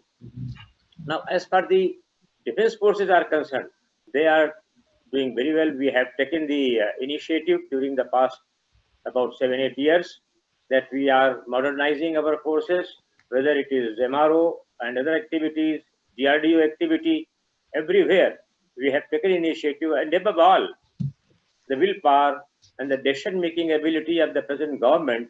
And I wish this political kind of decision continues, where the defense forces have been given a free hand to ensure the security of the nation, who are proud of our decisions, and certainly our forces are capable of tackling anywhere, anytime, and protect our motherland. So the political scenario, if it continues like this, and I wish it continues, but how it changes, well, the future will tell. But as anticipated, it will continue because good work is being done, and people have come to realize that this way only we can develop in all spheres, whether it is economic, social, or otherwise. Thank you. Now, one student, Ashfia Rahmani, she is asking a question to Kiran Chopra, sir. Sir, she's saying that what, according to you, could be the best possible step to take in order to make a revolution in the field of healthcare in the coming years? And why, like IT sector, it can be more effective than that? Yeah, I think it's a fairly wide-based question. But yes, see, the health sector in the country, if you look at, let's say, I'll give you an example. There are 60 million people who need surgery in the country. Only 20 million are able to get the surgery. So if you look at the gap between access to healthcare and the availability, and the other part is the affordability. So we have several, health insurance options, whether it is Ayushman Bharat or even otherwise. But I still feel that the Indian citizen is deprived of affordable healthcare. And that is why when I said digitization today, that telemedicine is something just like education. You can reach out to anybody in any part of the world, and through the use of digital technology, not only just advise the patient about what he or she is going through, but also analyze the problem, the health problem that he or she may be undergoing the challenge of. So there are going to be devices going forward where the use of IT and technology and digitization are going to be hand in glove as far as the creation of that technology is concerned. At the same time, if you look at the IT sector, again, the IT sector has, like every other sector, has innovated, reinvented, and recreated models to adapt to situations at hand. You see, I mean, it is unfortunate if we talk of scale. In India, we are always way below global standards. I'll give you an example. Our total IT industry in India is $200 billion. And if you add recently acquired $70 billion by Reliance Jio, so it's about $270 billion. This is the entire strength of the IT industry. If you compare it with one company of China, Tencent or Alibaba, they are more than twice the entire market capitalization of the IT industry in India. So that is the gap between scale that can be and that presently is. And which is why I feel, and I strongly believe, that the use of IT and adapting it to various sectors, including education and healthcare, will probably be the game-changing inputs that the industry can provide going forward. If there is any specific question related to the health sector, I'll be happy to answer that also. Right, sir. The questions are still pouring in. As soon as I get something on health sector, I'll turn back to you. Next in line, one question is there for you, Gurmeet sir. The student says that India still do not produce items like electronic chips. Even the developed nations like America and Russia do not share the technology openly. How do you suggest we can aim for self-reliant India in these situations? Gurmeet sir, are you there? Okay. Shera sir, can you take up the question? Okay, Gurmeet sir, you need to unmute yourself. Deepak sir, Gurmeet sir needs to be unmuted. Deepak sir? Well, I can take on this question. Fine. No, Gurmeet sir is there. Yes, sir. You see, the question of taking up this, Indian industry was doing very well. It was only when the onslaught of Chinese company came in for a while in between that we gave up. We said, well, they are giving cheaper products. Why should we go in for this kind of, allow them to do it? So in a way, we shed that idea of doing everything ourselves. We said, when they are doing it, let them do it. This is what has now come to the understanding of Indian manufacturers, that we are also capable of doing this. Why depend upon them? Why give them importance? We can do it ourselves. So if they take it up now, I think they can develop as fast as well as other companies have done it. It's a question of timings. They were doing it, we thought, let that be done and we can make use of that rather than doing it ourselves. But now they will, once they start, I think we'll come up in the best possible way. Thank you, sir. There's one more question. Let's see who can take it up. The child is asking, can the current Indo-Sino-Sikhism better India's chances for permanent seat at UN Security Council? You want me to answer or one of the air marshals to be? Shira sir, can you answer this question for us?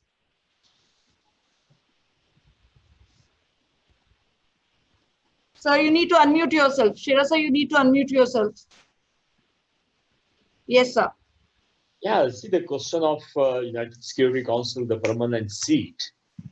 You cannot link it with the aggressive thing which is happening on the LAC. Definitely, we qualify for that, and we must be bidding ourselves, not taking this as a kind of a shelter for that. We should be becoming the permanent member in that. Thank you. No, I would like to chip in here. Yes, sir. You see, India has never pursued its foreign policy that aggressively the way we have done it in the last 3-4 years. Now, if you look at the scenario all over Africa and in many other countries, I'm talking about smaller countries in particular, that they have now started looking up to India as a country which means welfare of other nations. We don't have expansionist designs. The kind of position we are now in, we need to follow it up in a very aggressive manner all over the world, which India is doing now. And we can be in race for a permanent position in Security Council. If we do a little more effort on this, I think it's not a very difficult thing to get. Right, sir. Right, sir. Now, Umang sir, um, how self-reliant India vision will be achieved when there is an information asymmetry with respect to the central and state government, which can act as a roadblock on the ease of doing business, particularly in the sectors like manufacturing, healthcare, and agriculture. What is your view on this, Umang sir? I don't think there is any block of information between state and center. They are well connected, and we are working as a common goal. If you see this pandemic, during this pandemic, you can see fantastic coordination of dealing this problem. Yes. So if a common goal is set, then it can be achieved in our present structure. We have federalism in our country. It means central government and state government both have their duties. So everything has to be done in coordination with the governments. So I don't think we have any flaw in our Right, sir. structure that we can't achieve that. Actually, and for So, Kiran sir, just pursue that. That's all. so Kiran sir, again, in line with the same question, when India embarked on liberalization, privatization, and globalization during 1990s, that is LPT, then why the concept of self-reliance rubbished by the governments at that point of time? Because I think, when we had the first stage of reforms, there were, you see, priorities changed. From the time we became independent, we started with roti, kapda or makan. After that, it was bijli, sadak and pani. So, these priorities kept shifting, and then the reforms came. And then we started to become a part of the global economy. At that time, we were focusing on developing the infrastructure for human resources, for healthcare, for education, and for the infrastructure of the country. At some point of time, the reforms opened up to not just invite foreign investment and foreign technologies, but also to become part of the global economy. So over the years, I feel that we have moved much ahead of those initial stage reforms, and we are looking at today, I would say thanks to COVID, we have suddenly realized the need to become a bigger part of the global world in terms of the supply chain. And there are few things that I mean, there are 2 or 3 aspects to India's future, which I feel we must realize. One is that we have to accept that science fiction is now reality. And geography is history, because there is no such thing as geographical boundaries anymore. And the fact is that no country can exist in isolation. So these are facts that are transforming the policymakers to reboot their thinking. And the pace at which these policies will now come will be much, much faster than we have seen in the past few years. So, I mean, as an example, what happened in terms of technology in the first 30 years happened in the next 20, happened in the next 10. And now we are down to changing generations of technology in a matter of months. So that is the pace of change that we are looking at. And perhaps in hindsight, I mean, you and I probably will be seeing just a part of it, but all the students who are studying in institutions like yourselves, like yours and others, are probably going to see that pace of change in the next 10 years. And it is going to be a phenomenal change. You cannot exist in a world where you have a 9-to-5 job. You have to work harder, you have to slog harder, you have to adapt faster. And as I mentioned earlier, when I was asked to speak, I think it is not going to be survival of the fittest. It is survival of the quickest, which means the faster you adapt to technologies, the faster you are able to shift gears to change according to needs of the world. That is how fast you will adapt to the new changing world. Thank you, sir. MD ma'am, I want to put up one more point. Yes, sir. if you allow, Sure, sure, sir. Please do. Please do. I want to put a point here, if you allow. Sure, sir. Actually, one thing should be very clear in the minds, that self-reliant economy doesn't mean isolated economy. This should be very clear.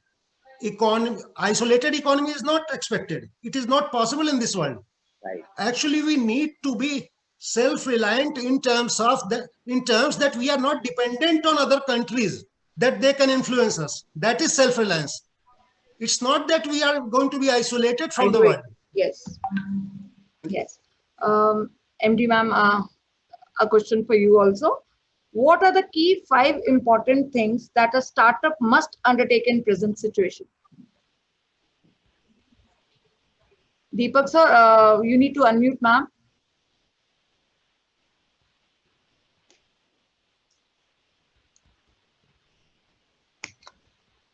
Yes, ma'am. All right. So entrepreneurs, like Kiran sir just said, it's about being very quick. So I would term it as agility. So there has to be extreme agility. We do not have time to stop and think for a very long time. So it has to be very, very quick. The whole system needs to be very agile. The government needs to support entrepreneurs. So it's high time that the government takes everything very seriously. Single window clearances is what we say. There should not be red tapeism. Everything has to move very, very fast. Everybody has to understand that innovation is the key. So you have to innovate. So the other day I was in a webinar with CSA University, and I was delivering a talk, and I told the students there that jugaad is something that, India has been known for. And please don't feel ashamed in saying, this is a jugaad technology. I feel that's sowing seeds of innovation. So innovation, constant, correction and moving forward is something that an entrepreneur needs to do. Forever skilling, updating one's skill sets is something, again, very, very important. The points that want to survive as an entrepreneur, you need to be sitting on your toes and working. So it is no longer, restricted to time. It's 24/7. We have no time actually to rest if you want to sail through this difficult time. So this difficult time actually is a very big opportunity for us to actually innovate and come out strong. Thank you so much, ma'am. And we know that you're working in that direction for PSIT also. Yesterday only, we have seen one innovation here in PSIT, a PSIT product being launched. We'll talk about it later when we are going to commercialize it. My next question is to Gurmeet sir. Rupees 20 lakh crore as announced in Indian Central Package for Economic Revival and Self-Reliant India consists mainly of loan schemes. But countries like China provided land, electricity, water, and shed when they initiated similar movement ages ago. How do you suggest government should move in line with the proven policies? Government is doing a very right move. They are encouraging industry. They are providing loans. They are providing money. They are the best thing that needs to be done at the moment, and which they have started now. That single window services and a quick permissions. We are all saying that many companies will move from China and they'll move outwards now. That's a fact. They are all going to move out, but then we need to provide them the right kind of services. If somebody comes here and takes 50 days to get a license, I think they'll be all disgusted. So our government is now moving in this direction, that they are sort of extending a welcome to the companies, that you come over here and all facilities will be extended to everybody, so that they can set up their ventures here. This is a very important factor, and our Indian government is now looking into it, which I think will put every company in good stead.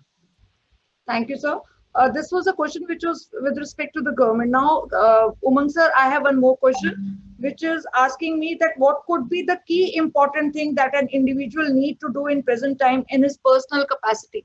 What should an individual do right now? First thing is that is very important for everybody, for every individual. Then one should learn new skills. First thing, things are changing, especially digitally. Things are changing. We are doing webinar. I don't think we were, I attended webinar before that ever. So things are really changing. Everyone should be prepared for new challenges, new innovations, and prepare himself for the new technology, new ventures, new directions. One needs to be digitally more active, more informed. That's all one can in every field actually. Right. Thank you so much, sir. Bajpayee sir, एक बार फिर आपको तकलीफ दूंगी, क्षमा चाहती हूँ. Now the question is, what are the pillars of self-reliant Indian movement, and which pillar affect the most? Which pillar? Affect the most.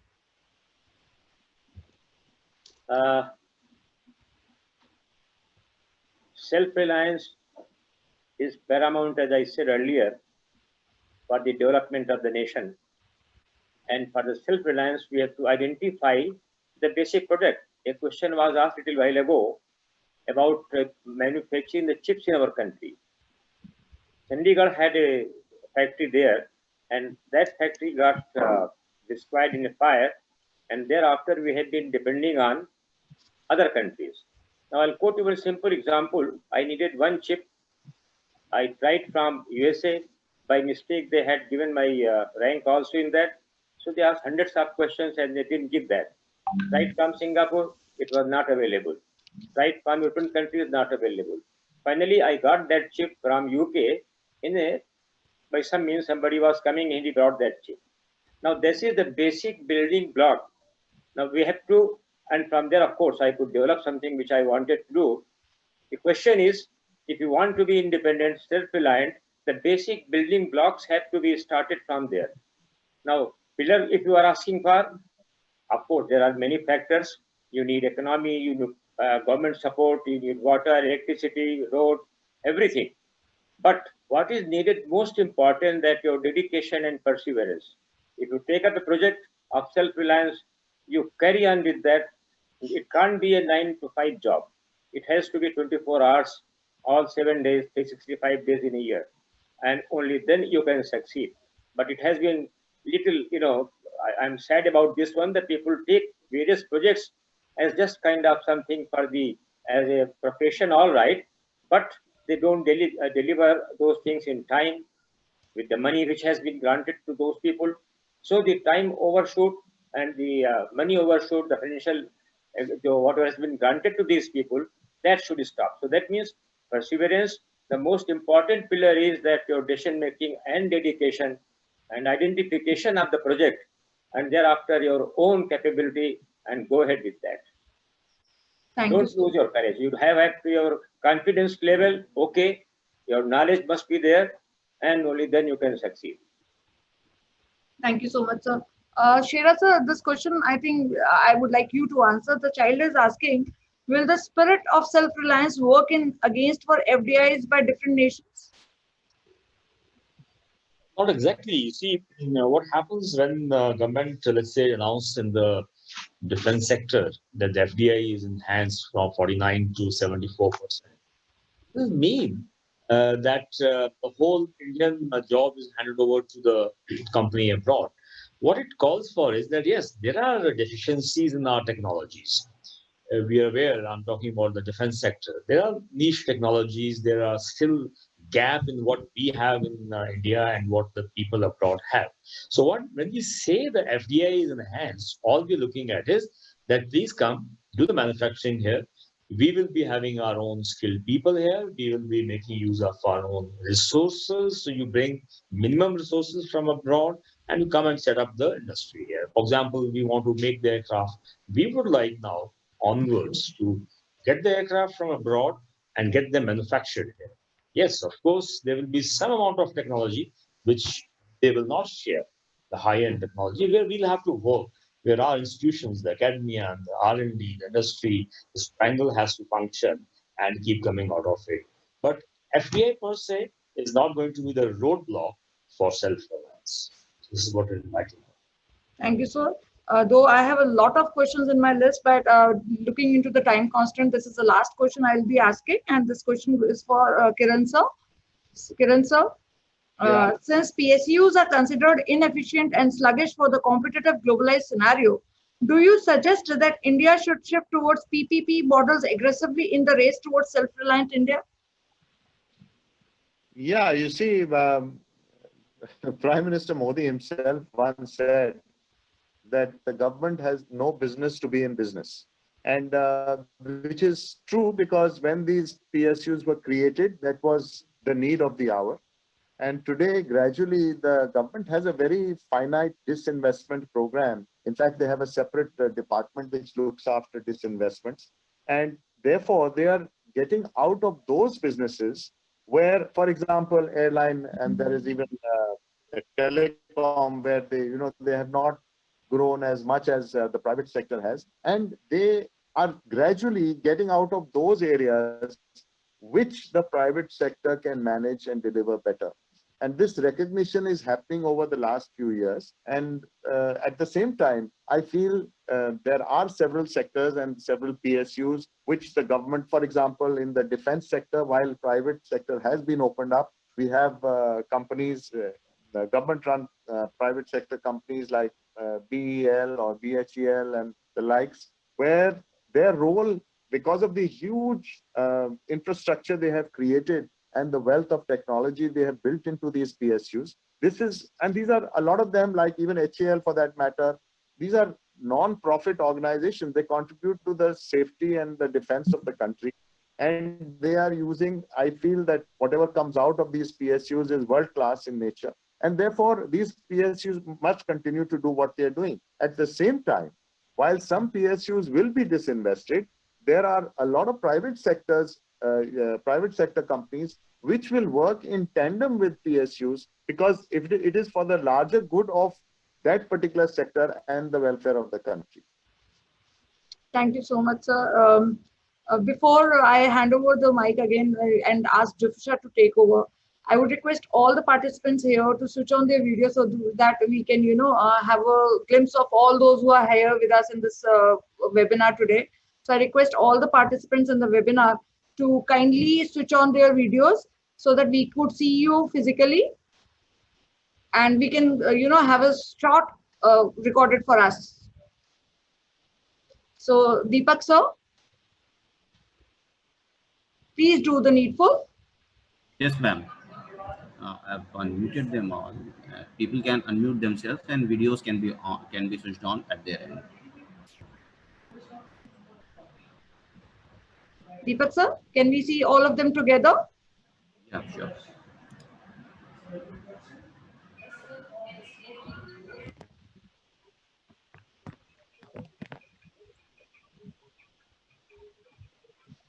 So, Jufisha ma'am, are you there? Yes, ma'am. So you can start with the proceedings. In the meantime, Deepak sir will be doing the needful.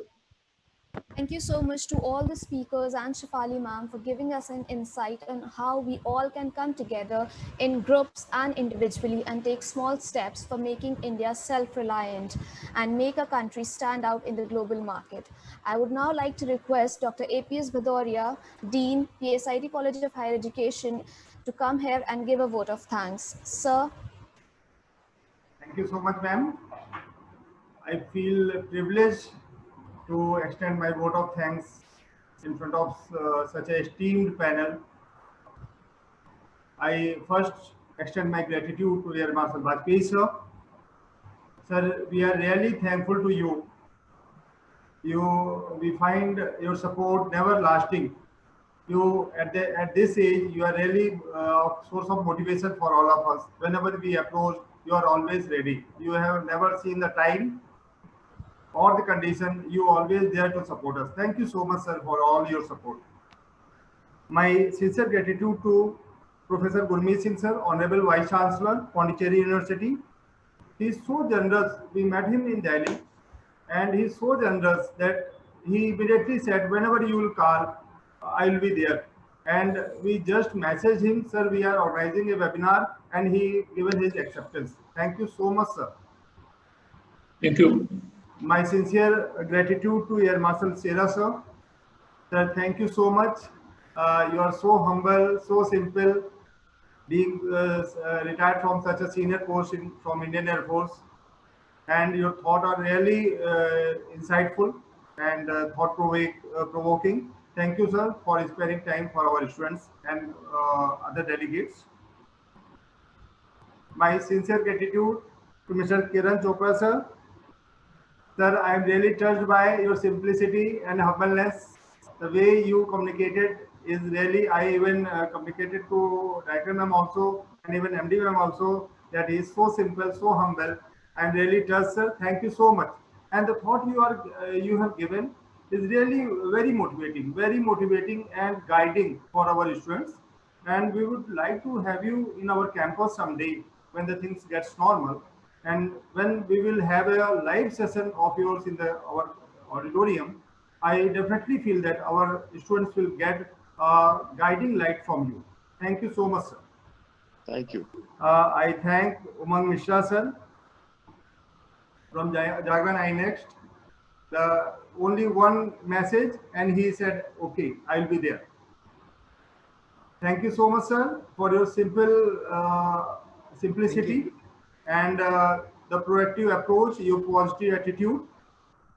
Definitely, you have given a lot of insight that China not only invest, they strategically invest.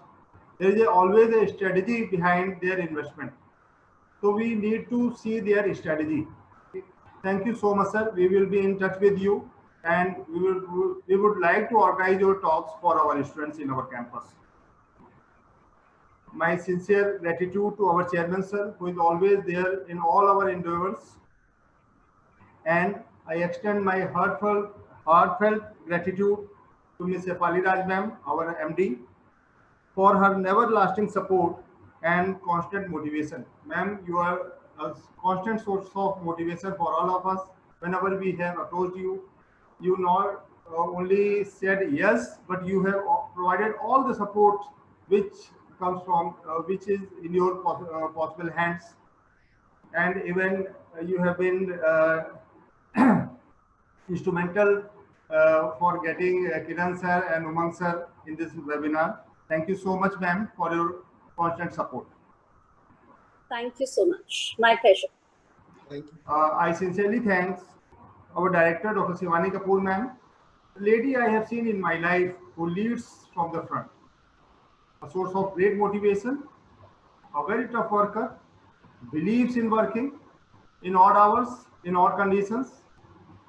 I do also believe that, but she is leading from the front. Thank you so much, ma'am. Thank you so much. The pleasure is all mine. We are proud to have a director like you for our team. Thank you, The ma'am. pleasure is all mine, sir. My sincere gratitude to our dynamic HOD, Ms. Garima Gupta, ma'am. She takes the thing so smoothly. She paves the path for everyone, whoever is associated. Thank you, ma'am, for organizing such webinars. I thank Prabhakar Singh Tomar, sir, who is coordinating this webinar. Very well coordinated, sir. Very well organized the things. Thank you. My sincere thanks to Deepak Srivastava, sir, our senior faculty member, who is always there for relaying all these webinars and guest talks. Thank you so much, sir. My thanks to Jufisa ma'am, who is so kind, so simple, always ready with yes, sir. Yes, ma'am, it will be done. That should be the attitude I see from all youngsters. Thank you so much, ma'am. Thank you so much, sir. My thanks to Pratibha ma'am, a similar kind of lady, a good faculty as well as a good human being. Whenever we approach with any task, she always says yes. Thank you, ma'am. The last moment support given by you. Last but not the least, I thank Binte Rasool ma'am, our admin officer, for her constant support. Whenever we approach her, she is always there to support us without saying anything. And my sincere thanks to all the participants, faculty members, delegates from other institutes, other part of country. I hope you have learned a lot from all the thought-provoking insight given by our esteemed panelists. And it will not only be a simple learning in life, but also we are going to implement in our life and make our country proud that yes, we have the potential, we have the capability, we have the will to stand on our own feet.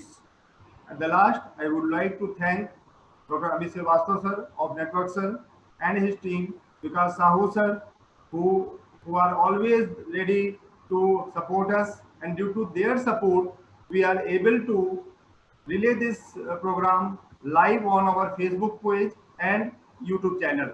Thank you everyone once again. Thanks, I thank again once again all esteemed panelists who have spared their valuable time and graced the occasion. Thank you, sir. Thank you, ma'am.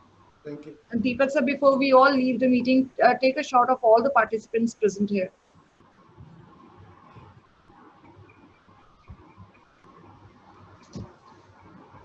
On the first panel, we can see most of the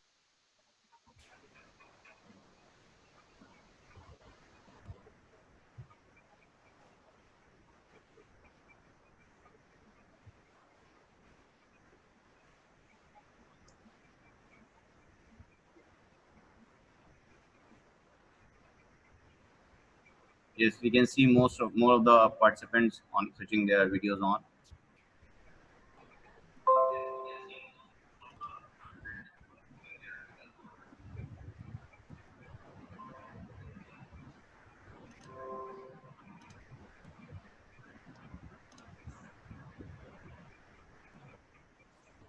We have taken the snapshots of all these three panels which are there, and all those who have yet not switched their videos on, they could not be, their screenshot could not be taken. Rest, all of them have been taken now.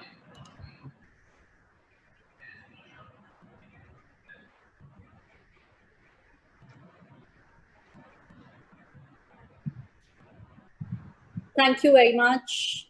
Thank you to all the panel members.